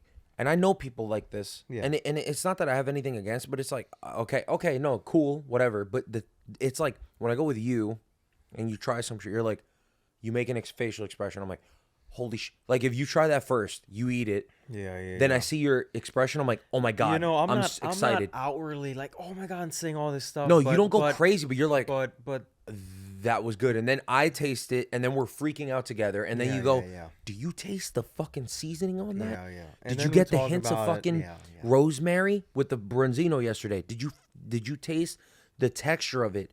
It's so flaky and tender at the same time. Oh my God, it's packed with flavor. There's a hint of rosemary, the roasted lemon on top. All that, you express it. But then people will eat that. I know people in my own family. They'll take a bite of that and they'll be like, yeah, that's good fish. Yeah. That's it? I know. That's good fish? That is it. That's all you're going to give me. That is top 3 fish that I've ever had in my fucking life. Easily. And you're going to say that is good fish. That's all you're going to give me? I'm sorry. I'm not the type of... You know how I'm over dramatic. I need like a fucking... Yeah, thank you. I need like a fucking I need a breakdown. I want to know what you're thinking. I want to know what about it you do and don't like. I want to know what tickles your fancy. I want to know if you like the skin versus the meat. I want to know if you think that shit. I want to know what beats that so I can go there and taste what beats that. You know what I'm saying? Like, am I bugging out thinking this? I agree with that. It's like you want more. You want more of an explanation. Yeah, because you know what it is? It's just food and beverage or whatever. You like this elk salami? That's not the elk. That's the... No, it is. Why does it look so red? Is it just because it's... It's the light. It's the light. Oh, you're right. Yeah. Yeah, that's fucking good. The juniper berry? It's juniper. It's floral. It is. It's floral. But then you get that gaminess afterwards. Like that wild... But it's nicely balanced. It's After having this is too fatty. I don't mind the fatty. Usually I don't want the fat. But here I'll take it. I mean, it's Iberico. I mean, Iberico ham is like fucking world renowned, like known around the world. Have you had Iberico like the real carved off the fucking leg? Yes. No. Casamono. No. And that you're saying is a Michelin star. You mentioned it before. They have that. You have that with something called pan con tomate. I know that the garlic. So they recommend that. That place says, okay, you're gonna order the Iberico, jamón Iberico. Order also the pan con tomate. You order that, it's incredible. For those of you who don't know, pan con tomate is literally just toasted bread with like a reduced tomato puree of sorts with garlic and salt. It's like a Spaniard version of burrata, in a sense. Burrata's a cheese. You mean bruschetta? No, bruschetta. What do you put in that wine? I put some mushrooms in it. No, imagine. No, but no, not burrata. We had burrata on the pizza yesterday. No, but bruschetta. It's you're correct in saying that. You're correct in saying that, but it's better because it's on a toast, and it's cooked. You know, they cook it down to reduce. Yes. They remove moisture, and then that intensifies the tomato flavor. Yeah. Oh, you know who makes a killer pan con tomate? You need a fucking Kai Ling. My aunt, she knows how to throw... Dog, she made a miso pork. Damn. They are so foodie. They're so much foodies. I mean, I could go on for fucking ever talking about how much I love these people. They're so much on the foodie realm that she knows how to cook. She's up there with people that know how to cook. I think my dad knows how to throw down in the kitchen. You've had my dad's food. Yeah. I think my dad knows how to throw down. She is right there with him. Right and there, depending on the dish. Or my dad's really good at like grill things, like grilled shrimp steaks. That shit, grilled octopus, he excels at that. But she knows how to do like the subtle little like reductions of things, like sauces. Like she makes like fucking pork and then she makes like a fucking deglazed sauce that she puts on top of it, and it's ridiculous. Like it's restaurant quality that you're having in a fucking kitchen, like a normal ass kitchen, like a household kitchen. Damn. She has talent for sure. And I'm not just saying that to hype her up. Like I genuinely mean it because when I lived in Orlando for 4 months, Yep. she was cooking like pretty regularly, and I'm like, I told my uncle, I'm like, dude, you're so fucking spoiled. Like you think this is normal shit. Wow. Like the miso pork she made. Uh-huh. The miso pork was insane, and she goes to like legit Asian grocery stores and gets like organic miso, mixes it with the like. I don't even know like what she does because the thing about her is she's so nonchalant about it. She's like, oh, I just did this, this, and this, and you're like, okay, and then you taste it, you're like, I couldn't do that in 50 years. Like me, I'm a shit cook. I could describe flavors, and I'm good at eating shit and stuffing things in my face. Yeah. Can't cook for my fucking life. And she's the opposite. Wow. Well, not the opposite, but you get what I'm saying. Like, she could describe flavors and she enjoys food, but she could cook her ass off, like, insanely. So, yeah, like, I mean, tangent, but, you know. And she's also a red wine She likes the connoisseur. She loves red wine. Dude, you gotta meet. You would fucking. This is what I'm talking about. Like, all right, we have a Philly trip. We have an Orlando trip. we do. Cheers, my man. This is You can't great. beat this type of This is shit. great. Oh, yeah. This is great. Fantastic. So now I want to go on to this. Before we take this sip, I want you to think while you take this sip. Name me right now the top 5 restaurants you've ever been to in your entire fucking life. It's hard. I know. Wow, you're putting me on the spot like that. No. Take your time. Take your time. Yeah, this is very difficult, but I got a couple. I got a couple for sure. Damn. If you can, try to go in reverse order, so that way you don't just blow your load with number 1. You know, like just spoil it. I was gonna do the no in no particular order, sort of. No, you got to rank them. My God. Oh my God. Damn, that's tough. Mm-hmm. All right. See, for me, I'll just say as a preface, right? My list, I feel like it's very much. It is biased based off the experience, the context of the experience, the dining situation, right? So, like, if I'm on a trip, like if I go to Iceland or whatever, Japan, whatever it is, the context of that trip, like the wanderlust that I'm experiencing, impacts my rating of the restaurant. It's not good. I think you have a better ability to, like, distinguish between the two, separate them. But for me, I can't. It's so difficult for me to do that. So I got my... Look. Wait, actually, don't say top 5. Let's go top 3. A little bit more easier. You were ready with top... Okay, so go number 5. If you have number 5, go number 5. I was going to go, like, best down. So number 1 ever? Number 1 ever, I got to say, is Ox. Iceland. Reykjavik.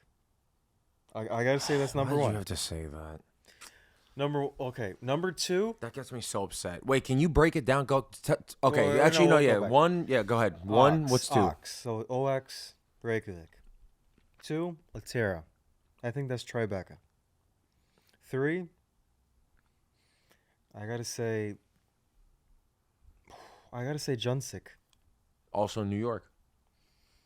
4, I gotta say the Modern in the MoMA, the Museum of Modern Art. That the restaurant in there, the tasting menu, from there. Wow. That's a 2 Michelin star place. Okay. 5, that's where I'm struggling, because 5.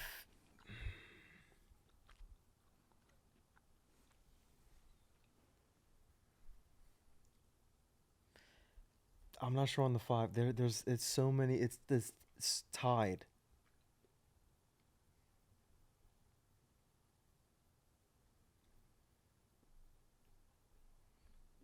So that was top 4. I have to really think. It's not coming to me like a clear winner. Well, that's the beauty of it, right? Like, it's not supposed to be easy. I can't even, dude, it's like shit comes to mind. Can you say The best meal you had? Because it's easy for me to say the best meal was ox in Iceland. Maybe 5. Crazy to say is could go par in Iceland. The fuck is Kopar? The restaurant on the marina, on the water. So you're not even putting Somek up there? No, it's. Oh my god, he's been to some places, y'all. He's been to some maybe places. top 15. 15? That's in my top 10 easily. You've been to some places. I need to go out with him more. Look. Invite me. Invite me. Look, I'm a little older than you. I've been around the sun a little more times. But just invite me. Let me go with you. Just let me leech on. Like, let me leech on. I'm not saying, like, just let me. I understand. Look, what I'm saying, these places are like birthday dinner type places. Oh, yeah, no, of course, you can't. Like, once in a year. Have to go to all these places, yeah. Once in a year type. All right, it's your birthday, whatever, we're going here. It's not like, all right, we're just going to go here now.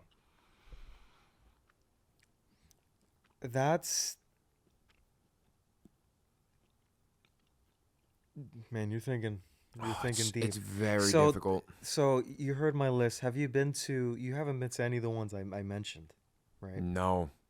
All right, so that's good. Well, you have a different list. Yeah, but I feel like my list is now going to be shittier than yours. Oh, you know what? There's another restaurant that I was going to say. An honorable mention? Cafe Chelsea.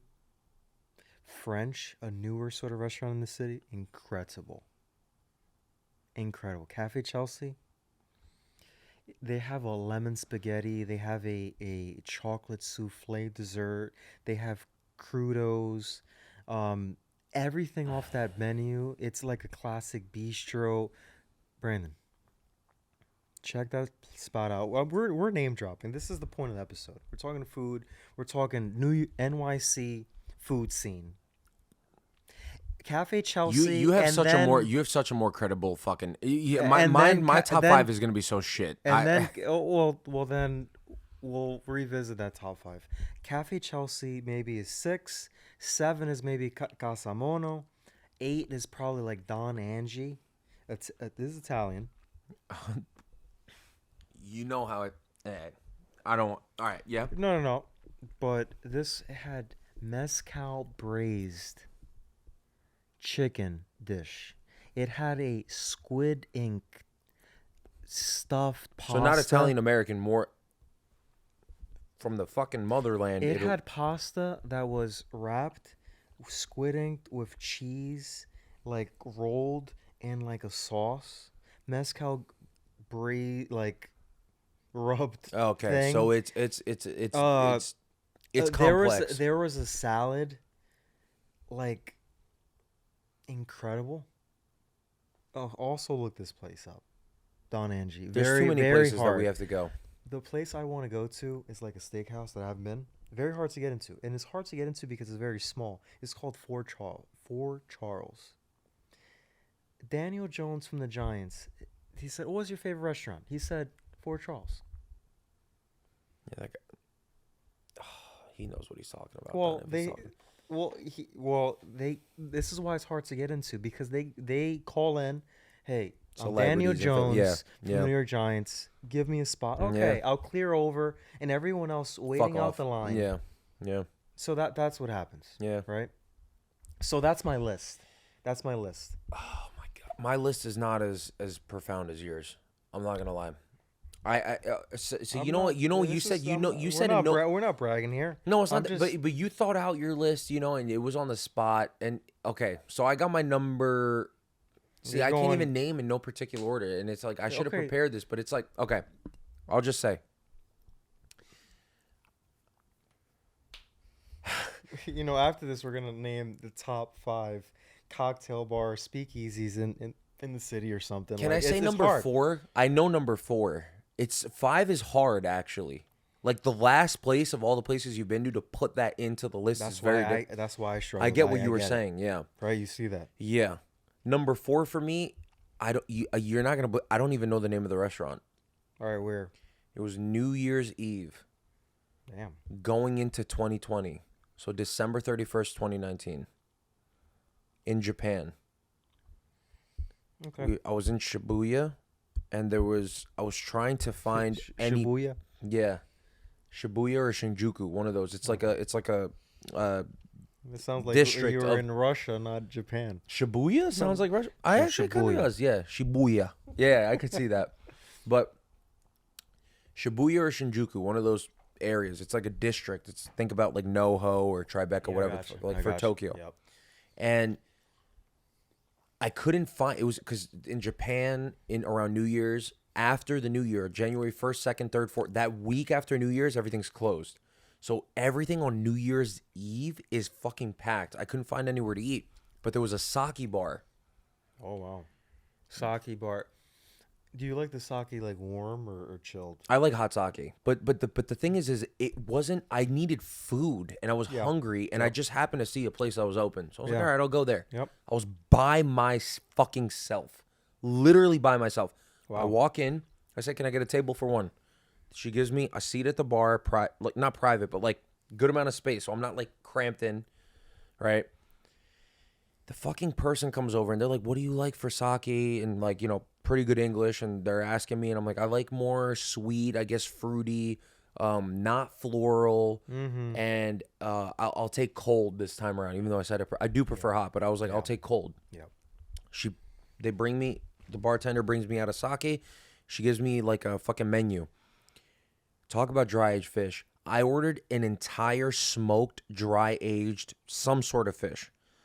And it came out, and there was a fermented tofu miso paste that came alongside with it, with rock salt. Yeah, I can see why that's number 4. I can't even explain the when I put the fish in my mouth, just the fish without dipping it in that fucking sauce or in the paste. Wow. It was an explosion of fucking flavors. It's almost like it was so intensely. Damn. It was like briny, but in a good way. It was salty in a good way, and all of it balanced with each other. And then I paired it because the person told me, "Oh, so you like sweet, and you're ordering this dish. I recommend this one." And it was like a cherry blossom, some shit sake. Yeah. They bring it out. I fucking eat the dish, and then they're like, "Try it, like right after you have it, try this." I fucking eat it, and I'm like, and I have like this. It was like a come to Jesus fucking moment, and I'm freaking out in the middle of Japan by myself, and I look around. This is why I say wanderlust, like travel experience impacts me. Yep. Bro, I look around, and I just see a bunch of, this is the thing that I really loved.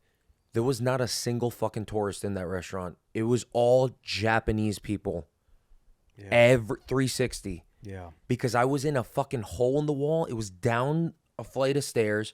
It didn't even look like a restaurant when you saw it. I saw a door and I saw 2 people walk in. I'm like, where are they going? And I was just like, you know what? I don't know where I am. Fuck it. I just followed them. It could have been a massage parlor. It could have been whatever. I could have gotten a happy ending for all I fucking know. I just went in because I was like, fuck it. Like, that's what you do. Like, you have to do that. You just submit yourself to travel. That's bad. That's not in Japan. They don't have that, right? No. Yeah. But it's not We're Thailand. Not in Chinatown. We're not in, Chinatown or Thailand where they, get that. But so I went down there and it was all locals, and that really and then I'm eating it and I'm just like, these fucking people are eating this like it's no big deal. And I'm looking at everybody, they're laughing. It's right before New Year's. You're saying my list? Oh, I can't top your list. That tops it. Right? No, but it's just a Japan. Stupid. I think it's just because I'm just like, I get geeky in terms of like the storytelling of it. But that's literally like that's how I remember it. So that's 4. That's 4. So what's 3, 2, 1? This is where it gets really difficult. I'm gonna say 2 is Dishoom. Specifically the Edinburgh location. So Dishoom is an Indian. It's an Indian restaurant. I don't want to say chain because that makes it sound shitty. Yeah. And Hannah will attest to this. It's the best fucking Indian food I've ever had in my life. What did you get? Any of my Indian viewers, if there's any, Vishal's gonna shit on me. It's colonizer food, like your butter chickens. I got lamb vindaloo actually, so I will say that's more legit. That's more culturally sound. But like more. It's still common on the menus. Yeah, of the course. new I mean, it's in the restaurants. UK, right? So you Yeah. can't have the really spicy stuff because I don't know, Yeah. Brits they can't handle their shit. And when where I was in the UK, even though they're not British, it was in Scotland, the specific location I'm talking about, Dishoom in Edinburgh. So they have I think like 7 locations throughout the UK. So they have a couple in Scotland, a Well, you couple know in what I London, was gonna say. in England or whatever. Go ahead. Even though this is colonizer, like British or American Indian, when you go to India, the Indians probably say we don't eat that stuff. Like, we just eat like simple sort of foods, somewhat like rustic, like homemade stuff. Like that stuff is like more to cater for the palates of like That's why Westerners or yeah, that's why it's whatever. colonizer that they tone down the spices. I feel like more of like the Indian typicals, like more chutneys, more flavored, more spiced things. This was more on the colonizer spectrum, but it was so fucking. You can't deny the deliciousness of So a that's fucking that's chicken tikka two. masala. Yeah, bro. It was Wow, any Indian, and you love Indian I food. do. It's yeah, I do. It blows. It takes a shotgun to the fucking head of any Indian restaurant you've been to. I guarantee you. Yeah, I haven't been to top notch Dude, this fucking Indian. place, bro. Even the cocktails, the service, like you were talking about, they came out. Do you like that? Okay, let me get. I think. What do you like? I like rum. I like sweeter. If you get some, Get this. you get some lassi. What is it called? Mango lassi. No, they have that there, but no, because we were getting cocktails, so we got some I like that. I like that. mango lassi's fermented. fucking fire. It's yogurt with but with That's this like a kefir or whatever. kind of yeah, that's a good way. That's This place it was a garlic cheese naan with lamb vindaloo, and Hannah got the butter chicken, and the Oof. flavor profile of it. Are You know, Indian food really shines when it's aromatic. yeah. It was just The rice and the breads and everything. and the like the yeah. star anise, right? Yes. The cloves. Yes. It wasn't just here. It was Their Indian elevated to Indian here. spices are like top nothing else. notch. It was in my sinus, bro. It elevated from my mouth up here, and I felt it was like a full face fucking experience. When we're done with this podcast, I want you to ask Hannah about Dishoom. She will say it was one of the best. And someone recommended to me in like passing, and we didn't get a Someone reservation. you know or just a random person? Someone I know Oh, okay. who had been to. Okay. Shout out Natalia. She had Yeah, told yeah. me she'd studied abroad in London for like 4 months, and I asked her like, hey, is there any good restaurant? She's like, you got to go to Dishoom if you like Indian food. I'm like, all right. So we Wow. went to London, the London location. I can't remember where, whatever. The I fuck. always hear that about London. Like the Indian food is. Oh my god, it's crazy. So we went in, and I'm just like, well, how long's the wait? She was like, 30 minutes. So for a party of 2. So we're drinking. I have a couple beers, and I was tipsy. It was fucking baller time. I had a couple gin and tonics beforehand. We go in that bitch. We sit down. Hannah starts ordering her shit. I order my shit. Number 2. Remember I said we're going to fucking the UK? Excuse me, in fall? That's why I said you got to come. We're going back there 100%. Wow. It's up there.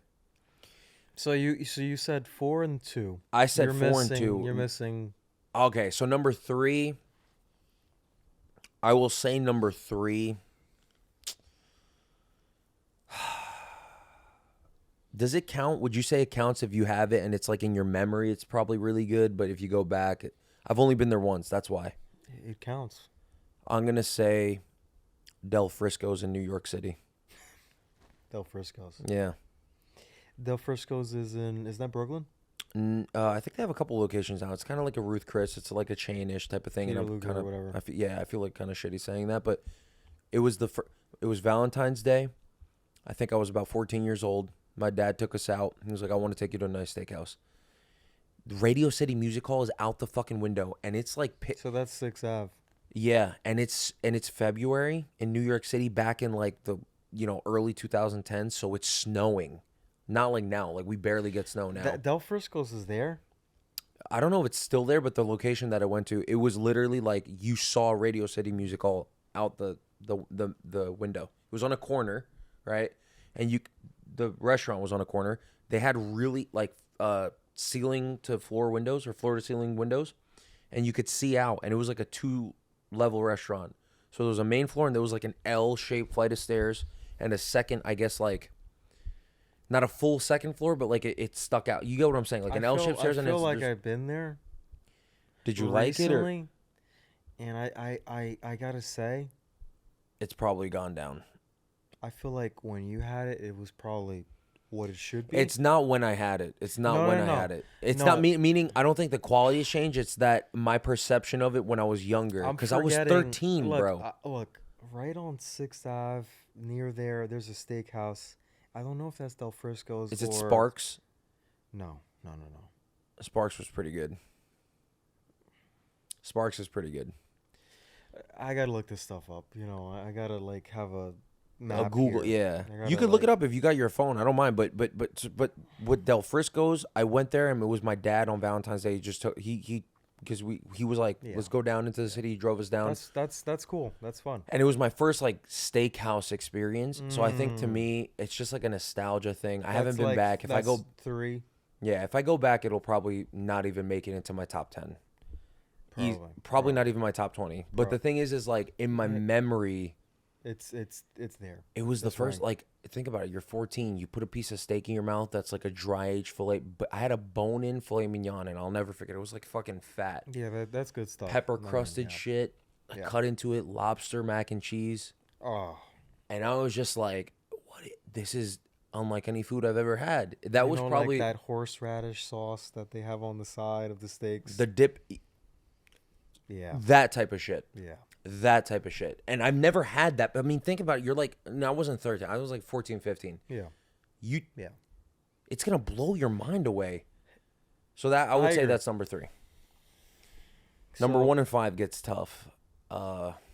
It's hard to, for me, it's. What number 1 was what? Ox. Talk about that, please. In detail. I want you to put it on record. Because you told me about this and I was really upset that I didn't go. Look, so Ox is like a speakeasy sort of restaurant. You go in, or no, you're when you're walking to the restaurant, there is graffiti. It's like a aluminum white door with all graffiti. Is a little intercom. You buzz in, and basically you say, "All right, a party of 2 for." You give your name. They check you in. They buzz you in, and you go down, and you walk in. It's like metal stairs, and you're just walking down in the middle of buildings, and then you walk in, and then you open up, and it's like very fancy. It's like a sitting room. It's like a sitting room, you know, like with a bookshelf, like. So it's not giving like restaurant, like dining room. It's vibes. It's like when you come in. It's like very like formal, like library sitting room, you know, like when you sit down with the leather chairs, you have a drink, that sort of space. When you walk in, then they sit you guys down. There's other people there, obviously, for the seating. Because I think there's early seating and there's 2 seatings of the night. And you pay beforehand, and the wine is a wine pairing with food. Everything's included for the price. Oh shit! So they start you off. They say, okay, sit down here. We're gonna have a couple bites and pre-dinner drinks before we sit you into the main room. Fine. They start you off with champagne, which was, I like champagne, the best champagne I ever had, with incredible bites. There was one bite with like edible flowers wrapped in like beets in like a tart with like a white wine or a wine. The first course was like a champagne with like a cracker or something. There was like 3 little bites with 3 pours of wine. Then they line you up. Wait, was each bite paired with different pours of wine? Yes. So and they matched the flavor profile of the wine with each individual. And we had 3 different, at least, bites with wines. Was it like a symphony? When you eat the bite and then you take the sip of the wine, it literally matches perfectly, like how they intend it to be. Yes. God, fuck. And here's the upper echelon of food. Here's the thing about this. They pour you the champagne, you drink it, you put it down, they give you more. You drink it, they give you more. So you could get, so you could get fucked up, man. There's some places I've been to. Uh-huh. It's everything's super measured. This is your pour, this is your bite. That's it. Eat it. When you're done, the next one comes out. Here, pouring. They were not shy. They were not greedy. They were loading you up. The end of that dinner, I was feeling it. So you're telling me it's like if you knew a guy that just happened to be a fucking 3-star Michelin chef, and you go to his house, and he's like, I got you, bro. Yeah. You want some more? What? I got you. Have this. You finish it? And he just keeps. And so I like that for level? a lot of portions, I at least had 3 refills. Oh my god! But they're not full pours. No, they're of course. not It's like full pours. Yeah. But like the champagne, I have a picture of it. I'll send you the picture. We have to like research this champagne and order it. So then they bring you around, and it's a bookshelf, and it has Michelin, like a Michelin pillow, whatever.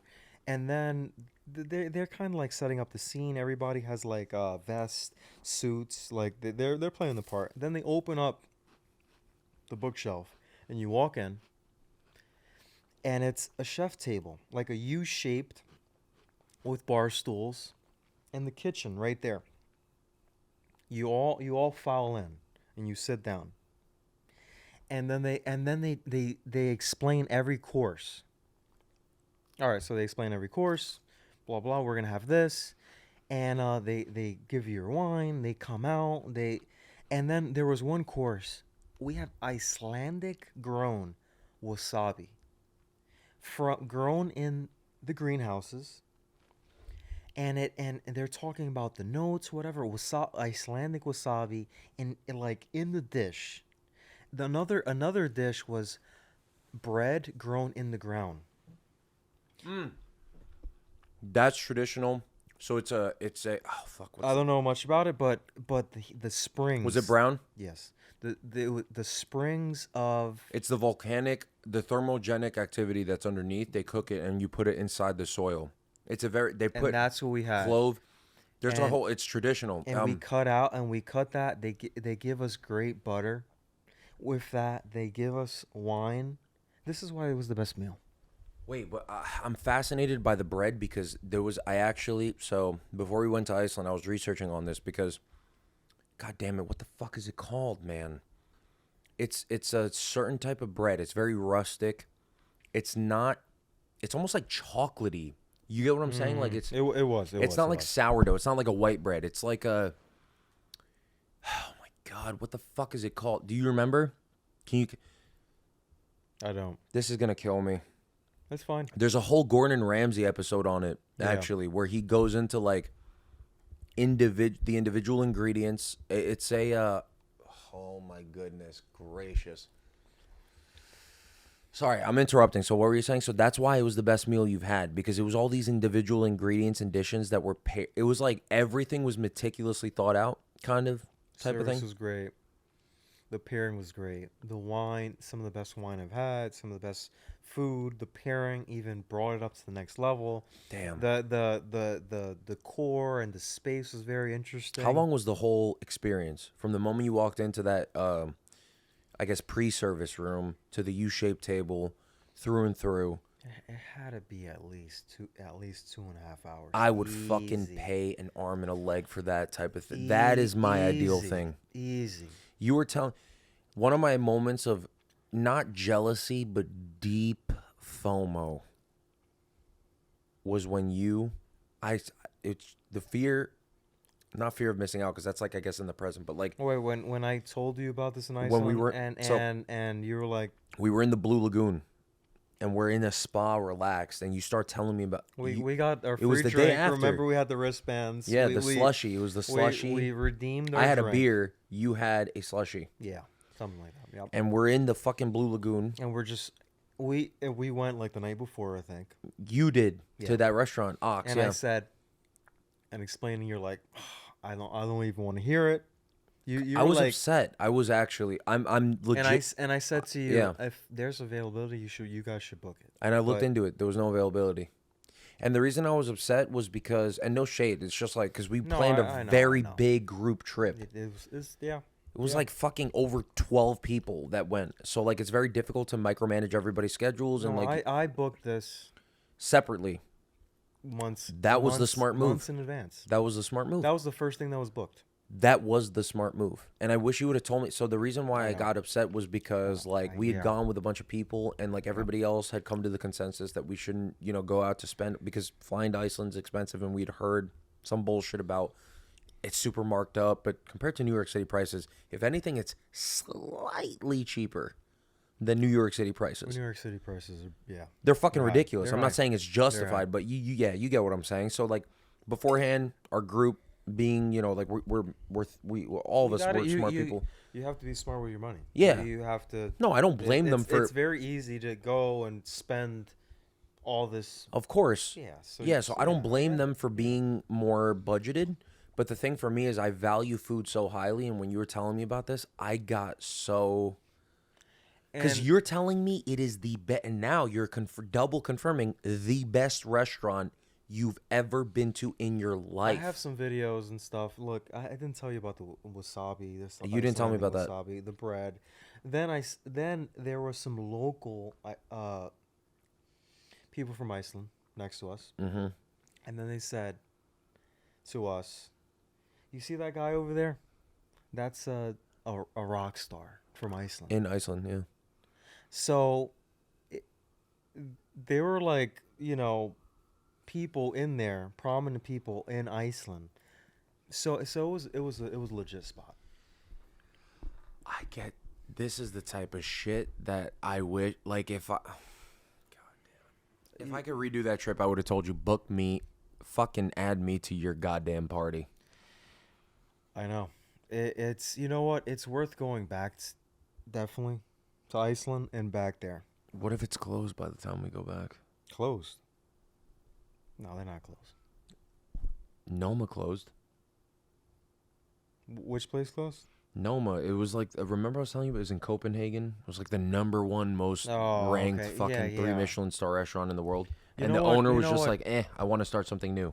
Boom, fucking closed it. You know what? After this, we're gonna look it up. We'll see if they're open. But you know what? It's not okay if they're closed. You're saying it's that good. See, this is the type of shit that just gets me upset. #1 for me. So that's your #1. I can't even. I'll just say my #5. My #5 is probably I went to a sushi restaurant in Tokyo, and that was probably my #5. Was that like omakase? No, it was just so you know what's really funny? Japanese culture and like sushi restaurants, a lot of these like really delicious, high quality sushi restaurants, and like in the US it's viewed as a gimmick. It's like those rotisserie it's like you know what I'm Yeah. It's like the conveyor belt and they just put sushi on it. Like Pokemon, the game, the little mini games of Pokemon. What do you mean? When you play the game, I never played Pokemon. The mini games, and you're playing, and they're like assembling, and they're dropping things, and things are rotating, and so if you're describing it like that, it's exactly like that. The sushi, it's literally Pokemon that the is chefs make Japanese. Yeah, but I just never played Pokemon. I'll show you later. But it's that like the sushi chefs are making shit and then they just put it on a conveyor belt and it goes around the entire restaurant and you just grab the plate. That sounds like the Golden Corral. That's what I'm saying. In the U.S., it's viewed as like a gimmick, but then when I had it there, I had toro and otoro, fatty tuna. I had I had a piece of salmon with creme fraiche, and they fucking blowtorched it. And I'm eating this, and I'm like, okay, this is not. It honestly ruined sushi in the U.S. You know, in sushi in the U.S., it's all like, they make rolls, and they put like spicy mayo and a bunch of different things, and they try to, they fry it. There's like fried. This was just, I guess, nigiri. It's like the fucking sushi rice, the piece of fish, that's it. Maybe legitimate wasabi tucked in underneath, a little bit of soy sauce for seasoning. That's fucking it. And then, you know, depending on like salmon, they'll blowtorch it. Yes. A little bit of creme fraiche, whatever. Yeah. And it ruined sushi for me. Like I can't, it's like, I hate to say it because it feels like I'm a fucking snob when I say it, but it's not even, it's like when I eat shit here now, it's like, it doesn't even compare. It's not comparable. It doesn't because it's like sense. Shit over there. It's like, I mean, these motherfuckers invented it, so obviously they're gonna know what they're doing. And then it's like, you go into Yeah, but the thing is you go into a restaurant and you're like, oh, this is like some cheeky ass, like, it's a fucking conveyor belt, whatever. All right, whatever. I know. And then it comes around, you grab the plate thinking it's gonna be like a fucking Wegman sushi or 7-Eleven, whatever. You pop it in your mouth and you have a fucking flavor orgasm, and you're just like, I have to reevaluate everything I know about sushi because of this fucking place that I underestimated. Does it keep coming around the same pieces or different things? Yes, and I had, oh my god, and it's affordable. That's the scary thing. They don't charge you $30 for one piece of sushi. There's different price points, but for like a plate where you get 2 pieces, $7. Damn. And they're not like little. It's like the fat fucking, the rice rolls with the. Dude, I had cod sperm there. That wasn't good, but I tried it. I had cod sperm. Cod sperm. It's viewed as a delicacy there. It tastes very briny and honestly, it tastes exactly how you think if you were to nut in a shot glass and just. That's how it tastes. I had natto. You know what natto is? Fermented soy. That tastes like vomit. Miguel, it tastes like literal vomit. But isn't that what miso paste is? I don't know I know miso is soybean, but I don't think it's like natto is fermented, No, but it's fermented. Miso's fermented. But they change it because natto, it's like the whole bean and it's slimy, and the texture of it mixed with like just everything about it. That's very good for you. It is. It's very No, I know high in it has a lot of vitamins and all this. probiotics and stuff like that. Vitamin But K and whatever. when I ate it, it literally tasted, like when you throw up in your mouth and there's that sour, acidic taste. Yeah, It was that in my mouth. At least the natto I've never had that. It was hard, bro. I have a video of me eating it, and I'll put it up here. You could see in this video, like, I'm chewing a lot because of the fact that I'm like, oh god. So to review, what was your number one? I haven't named it yet because I can't even. I'm like, okay. It's very difficult. I'm sorry to be so annoying. It's very difficult for me to think of my number one. I'm trying really hard to like try to think of number one, but we'll come back and we'll circle back on that one. So you're saying your number one is ox. Your number two is what did you say your number two was? Latera. Hmm. Here. I can't believe we finished this fucking bottle of wine. We should have bought like 3 of these motherfuckers. Is that good, huh? Yeah, but it's expensive. But it is that good. It is that good. Was I wrong on this pick, though? No, you're never wrong. Wow. I like it. Anyway, we'll come back to your number one, which is fine. It's very hard. It's very hard to say. It's somewhat easy for me to say because I was on vacation. That dinner was incredible. If I didn't go there, it would be tough for me.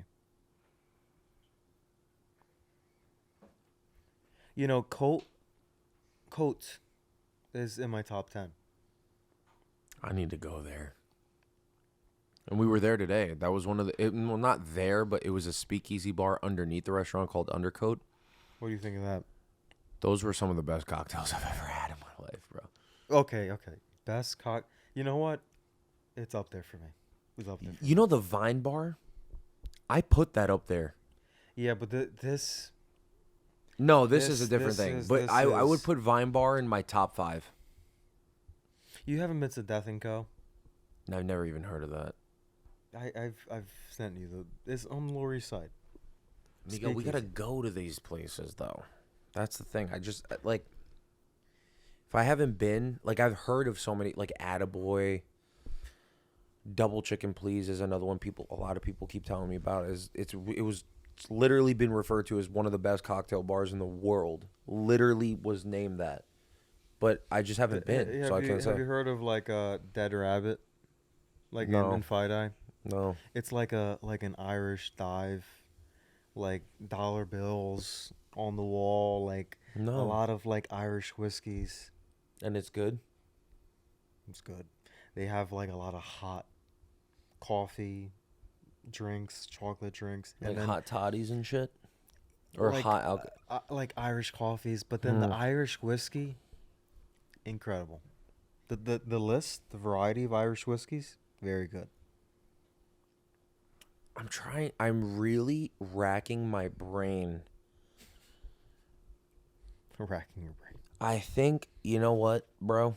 What did I say? Number 4 was that Japanese restaurant. I'm going to bump number 3. What I said? I feel so bad. Remember I said number 3 was that Del Frisco's? I take that off. Take it off. Because the Witchery in Edinburgh. I don't think it's on a Michelin guide or anything like that, but it's like it's like, you know, fancy restaurant in Edinburgh. You like Edinburgh, bro? No, because you don't say Edinburgh, it's Edinburgh. Like that's how you say it. Yeah, it's weird. That's how Edinburgh, but that's how you say it. Like that's how they say it at least. That's funny. I haven't heard of that. The Witchery has to this day the best whiskey cocktail I've ever had in my life. It was crazy. Well, it's Scotch. It's Scotland. So it makes sense. They have the Scotch whiskey.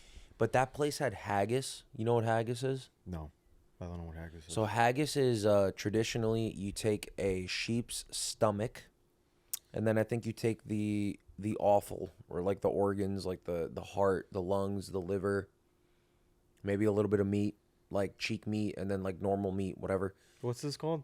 Haggis. It's I think it's like one of the traditional foods or national dishes. I think it's the national dish of Scotland. So you take a sheep's stomach, like the lining, and then you stuff ground organ meat with oatmeal and spices into it, and then you boil it or bake it, whatever. This place had that, and I know that sounds gross. Kind of, yeah. It was, oh my God. I have pictures I got to show you after this. It was incredible. The complexity of flavor was like, you get the mineraliness of like the organ meat.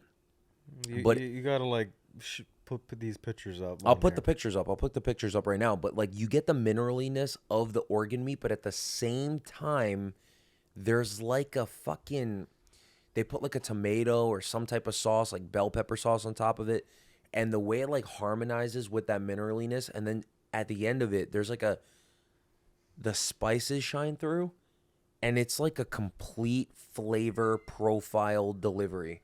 It's not one-noted. That's the thing I really like about it. I thought I was going to hate it. And you know what? I would be willing to bet that you would like it. If I didn't tell you what it was and you had it, you'd be like, this is fucking good. What is this? And then I explained it to you, you'd be grossed out. Yeah, no, I would try it. I know you'd try it because you're not a picky, but you would like it. I guarantee you. It sounds gross, but it is fucking good. That place is number 3. That's good pick. That cheese with the fig jam right now is fire. Did you have it on the cracker? Have the cheese with the fig jam on the cracker. Because the service was so good. Because, you know, I didn't like my dish, and they gave like everyone. They gave every single person and all of us new sides. Wow. New dishes. At this place you're saying? The Witchery, yeah. Like, And by the way, it's in an old castle. It's in an old castle. Yeah, go ahead. Continue. What were you saying? Yeah, I just didn't like the taste of mine. And they came back with like a side of mashed potatoes, like that we had already killed. Yeah. So We ate 80% of it, and they just took it and replaced it and gave it. It was fucking. And then they gave him a new whole chicken, his whole chicken entree, and Oscar. What did Oscar get? His whole fish entree. Yeah, fish, yeah. Literally replaced everything. Like it was the best service. I feel bad because they asked us to leave a review and we didn't. Yeah, but they were so nice. They were Scottish too, so they were like, can you leave us a review? We like it. Do you like? Oh, you didn't like that last? No problem. We'll replace it for you. Like they were so fucking cool, bro. That's like a Scottish Irish accent, right? Yeah. No, Scottish people, good. man. Scottish people are some of the night. And you know what's gonna blow your fucking mind, bro? And Hannah will attest to this. Edinburgh had better food than London. I can see that. And Edinburgh is a beautiful. I fell in love. Miguel, Miguel, come with us. Miguel, let's go. The architecture, all that. Miguel, we're going. we've established like 4 trips already on this podcast. You're right, but we gotta go to all of them. That's the fucking problem. There's too much shit. Okay, so I would say that's number 3, the Witchery. Yeah. Number 1, I honestly can't even think of it. I guess this is my fucking problem. Like, I can't think of the same way I can't give someplace a 10. Yeah, I agree. Like, what's the best meal I've ever had in my life? It's difficult. It's difficult. What else did you want? Okay, so we're talking about, So Masada versus. Go ahead. No. I was just gonna say, should we continue like on another episode or? We'll talk. Let's wrap it up by one more thing. Okay. Well, let's wrap. What are we at here? Oh my God, we're at 2 hours. I wasn't checking, but I'm just saying. What? You know what? My God, I can't believe this has been 2 hours. I feel like I've been here for 45 minutes. This is incredible. It flew by. When you're enjoying the wine, the cheese, and the company, bro, and the fucking company. Okay, you know what? We'll wrap it up by one more thing. I want to ask you one question. If you had to travel anywhere in the world to visit for food purposes, right? Because I know there's a lot of stuff on the list that we wanted to talk. That'll be the next episode. Where would you go if you wanted to visit a country, location, city, strictly for the exploration of food? If you had to name one place right now, and I know that's a really loaded question, but like, wow, I think I got my answer. I mean, I have my answer. Just because I haven't experienced the whole breadth of it all, I would say areas in Japan. Because I haven't had that experience with high end, like very nice, very high quality, the seafoods, the sushi, like all that. Like, I would have to say that answer to really get that experience, because the food there would be top notch. I would say it would be top notch. You would. Look. I could say France. I could say Spain, Italy. I could say, but I would say Japan. Japanese whiskey. Fuck. Yeah. The seafood. Talk about technique. And you want to talk about beef. And the simplicity of ingredients shining through and really carrying the brunt of like the flavor. That's my profile. answer. That's my answer. That's a really respectable answer. What's your answer? I'm gonna say Seoul, Korea. Wow. Yeah, because I've been to Japan, right? Okay. So I've had a lot of Japanese food, and I did not eat a single the 7-Eleven food in Japan, and you can ask Hannah. 7-Eleven. You know, Hannah lived in Japan for several months teaching English to Japanese kids, so she's experienced it, right? She'll fucking agree. Like, she'll say this right now. 7-Eleven food in Japan is better than some restaurants in the U. It's better than like your Chili's or your 7-Eleven. Literally the company 7-Eleven. But over there in Japan, they do it differently. They have like fresh food that's cooked every day that they package, and then it's stored. That was my on the number shelves. 1 in the rating. 7-Eleven, truck stop, Like shitty food. area. Yeah, no, this is gonna change your perception of that. Wow. It's Okay. insane. I'm talking about fresh like soba noodles, like fresh shit that they pack. It's insane. It's like a different thing. You can't view 7-Eleven in Japan as like 7-Eleven here. It's completely different. Same company somehow, completely different practices, and it almost seems like 2 different companies, but it's the same company. Yeah, they're fire, but they're garbage food. The ones in Japan are like amazing, right? Yeah. I don't know if the mics picked that up, but Hannah was just asking if we had 7-Eleven hot dogs and slushies. For me, Seoul is number 1 because I love Korean food, and I like you said, like I've never been to Korea, and so that would be the food destination for you right now because I haven't been there. I agree. I mean, that was my logical reasoning to the answer. Yeah, for me, I want to go to Korea because I want to experience the richness of their broths, their stews, their Korean barbecue, obviously. Yeah.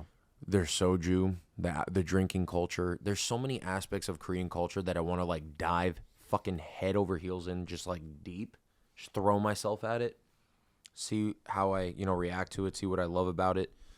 That's my number one. Have you ever had Wagyu? No. Can I end the podcast on a little story real quick? So when I went to Japan, right, there was a guy that was on the trip that he had been to Japan several times before because he comes from money. He was a good dude. His name was, Kevin. And so his family, so he comes from money, so he'd been to Japan several times. And he told me, because on the trip, because I had gone for like a study abroad program, he said, oh, we're going to Kyoto. And the way the trip worked is every day after 2 or 3 p.m., the professor would he'd be like, all right, go explore. Like, we'd be free reign. Like, motherfuckers were staying out, like, partying, drinking, smoking cigarettes, like, fornicating with local Japanese women. Like, I'm not going to name names of who it was on the trip, but it was like, whatever. They were having fun.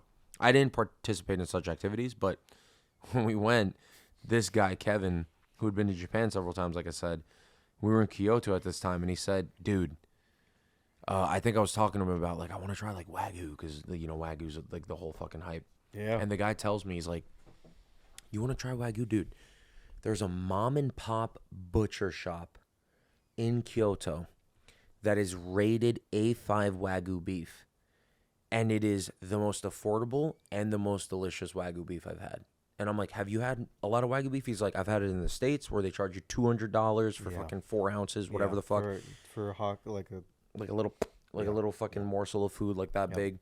And then I've had it in, Japan. This place, you can't beat the price and you can't beat the simplicity of the flavor. So I'm like, all right, take me there. We look it up on Google Maps. It's like it's well known in terms of like, because it's literally a local butcher shop. And when you walk up to it, bro, it's literally like a building. And then like a glass display case, but it's open air, meaning like it's like a countertop, but it's on like the corner of a building. So they like to close it at night. They just drag like those like foldable like glass / metal like awnings, I guess, like closing it down. So it's on the corner of this Kyoto random street in the city. And we walk up to it, and he's like, there's lines, and it's all Japanese, like, local people from Kyoto. And he's like, all right, just go up and, like, look. And then I look, and there's literally a plaque with a gold stamp that says Certified Japanese A5 Wagyu Steak. And I look at it, and they have it on display. Marbling went crazy. You see fat dispersed in every morsel of the food. And I'm like, how do you serve this? They have it in sushi style, so over rice. Almost raw, but they sear it a little bit. They just hit it with like a blowtorch. And I was like, I don't want that. You know what? Can I just get 8 ounces or 4 ounce? No, it was 4 ounces or 6 ounces, whatever the fuck it was. It was like a decent portion of the A5 Wagyu steak, and I'll just take it grilled. I'm like, okay. I see them take it, chop it up into slices, throw it on the grill, sprinkle rock salt on it, put it in a little fucking bamboo like just like a little like dish. They hand it to me. $40 for that. And I ate it. It was incredible. I'm not going to say it's better than normal steak though, because it's almost like funky. The amount of fat in it, it's like, it's a little overwhelming, I'm not going to lie. Like, you eat it and you're like, fucking hell. Like, it's like, really? The first bite is incredible. It's like fucking, you go to a different dimension. You go to a different dimension on the first bite. Second bite, you're like, oh my God. Third, fourth bite, like third, fourth piece, you're like, it's like so heavy on your palate because of the amount of fat. I don't know if I would like that then. You would like it in limited quantity. It's unbeatable in limited quantity, but you can't eat like a 16-ounce portion. If you eat a 16-ounce portion of Wagyu steak, that's a big cut. Yeah, you'll get sick. Yeah. You'll be like, this is fucking gross. Like, it's so much fat. It's heavy on my palate. You need like fucking wine to cut it. It's just like, I can see that. Ugh, it's like oily. Yeah. But it's like in small portions, it's orgasmic. In higher quantities, it's like get that shit away from me. Like, it's weird. It's like polarizing. Yeah. I'll have to try it. All right, bro. I've kept your ass on for, wow, it's a 2-hour podcast, but this was. It Did you have fun? Please come back on. Please come back on. This is amazing. We'll do, Brandon. Do you know the outro, the little snap and point up situation and all that? When are we snapping? So when I just go like this, just snap and then point up. All right. So once again, thank you to Miguel for coming on to this podcast. I was yapping away, but also, dude, I love your insight into food. It's a lot of fun. We got to keep this thing rolling. I've been telling him he needs to open up start a YouTube channel where he reviews and goes into depths with these things because he's very educated and he can explain flavor profiles and nuances. Well, you have a talent. Maybe not. You have a talent, bro. But yeah. Until next time, if you've made it to the end of the episode, thank you so much for watching. Appreciate y'all. Be sure to like, subscribe, comment, all that social media bullshit. Until the next one, I will catch y'all later. Cue the outro music. There we go. And yeah, we'll see you on the next one. Deuces, y'all.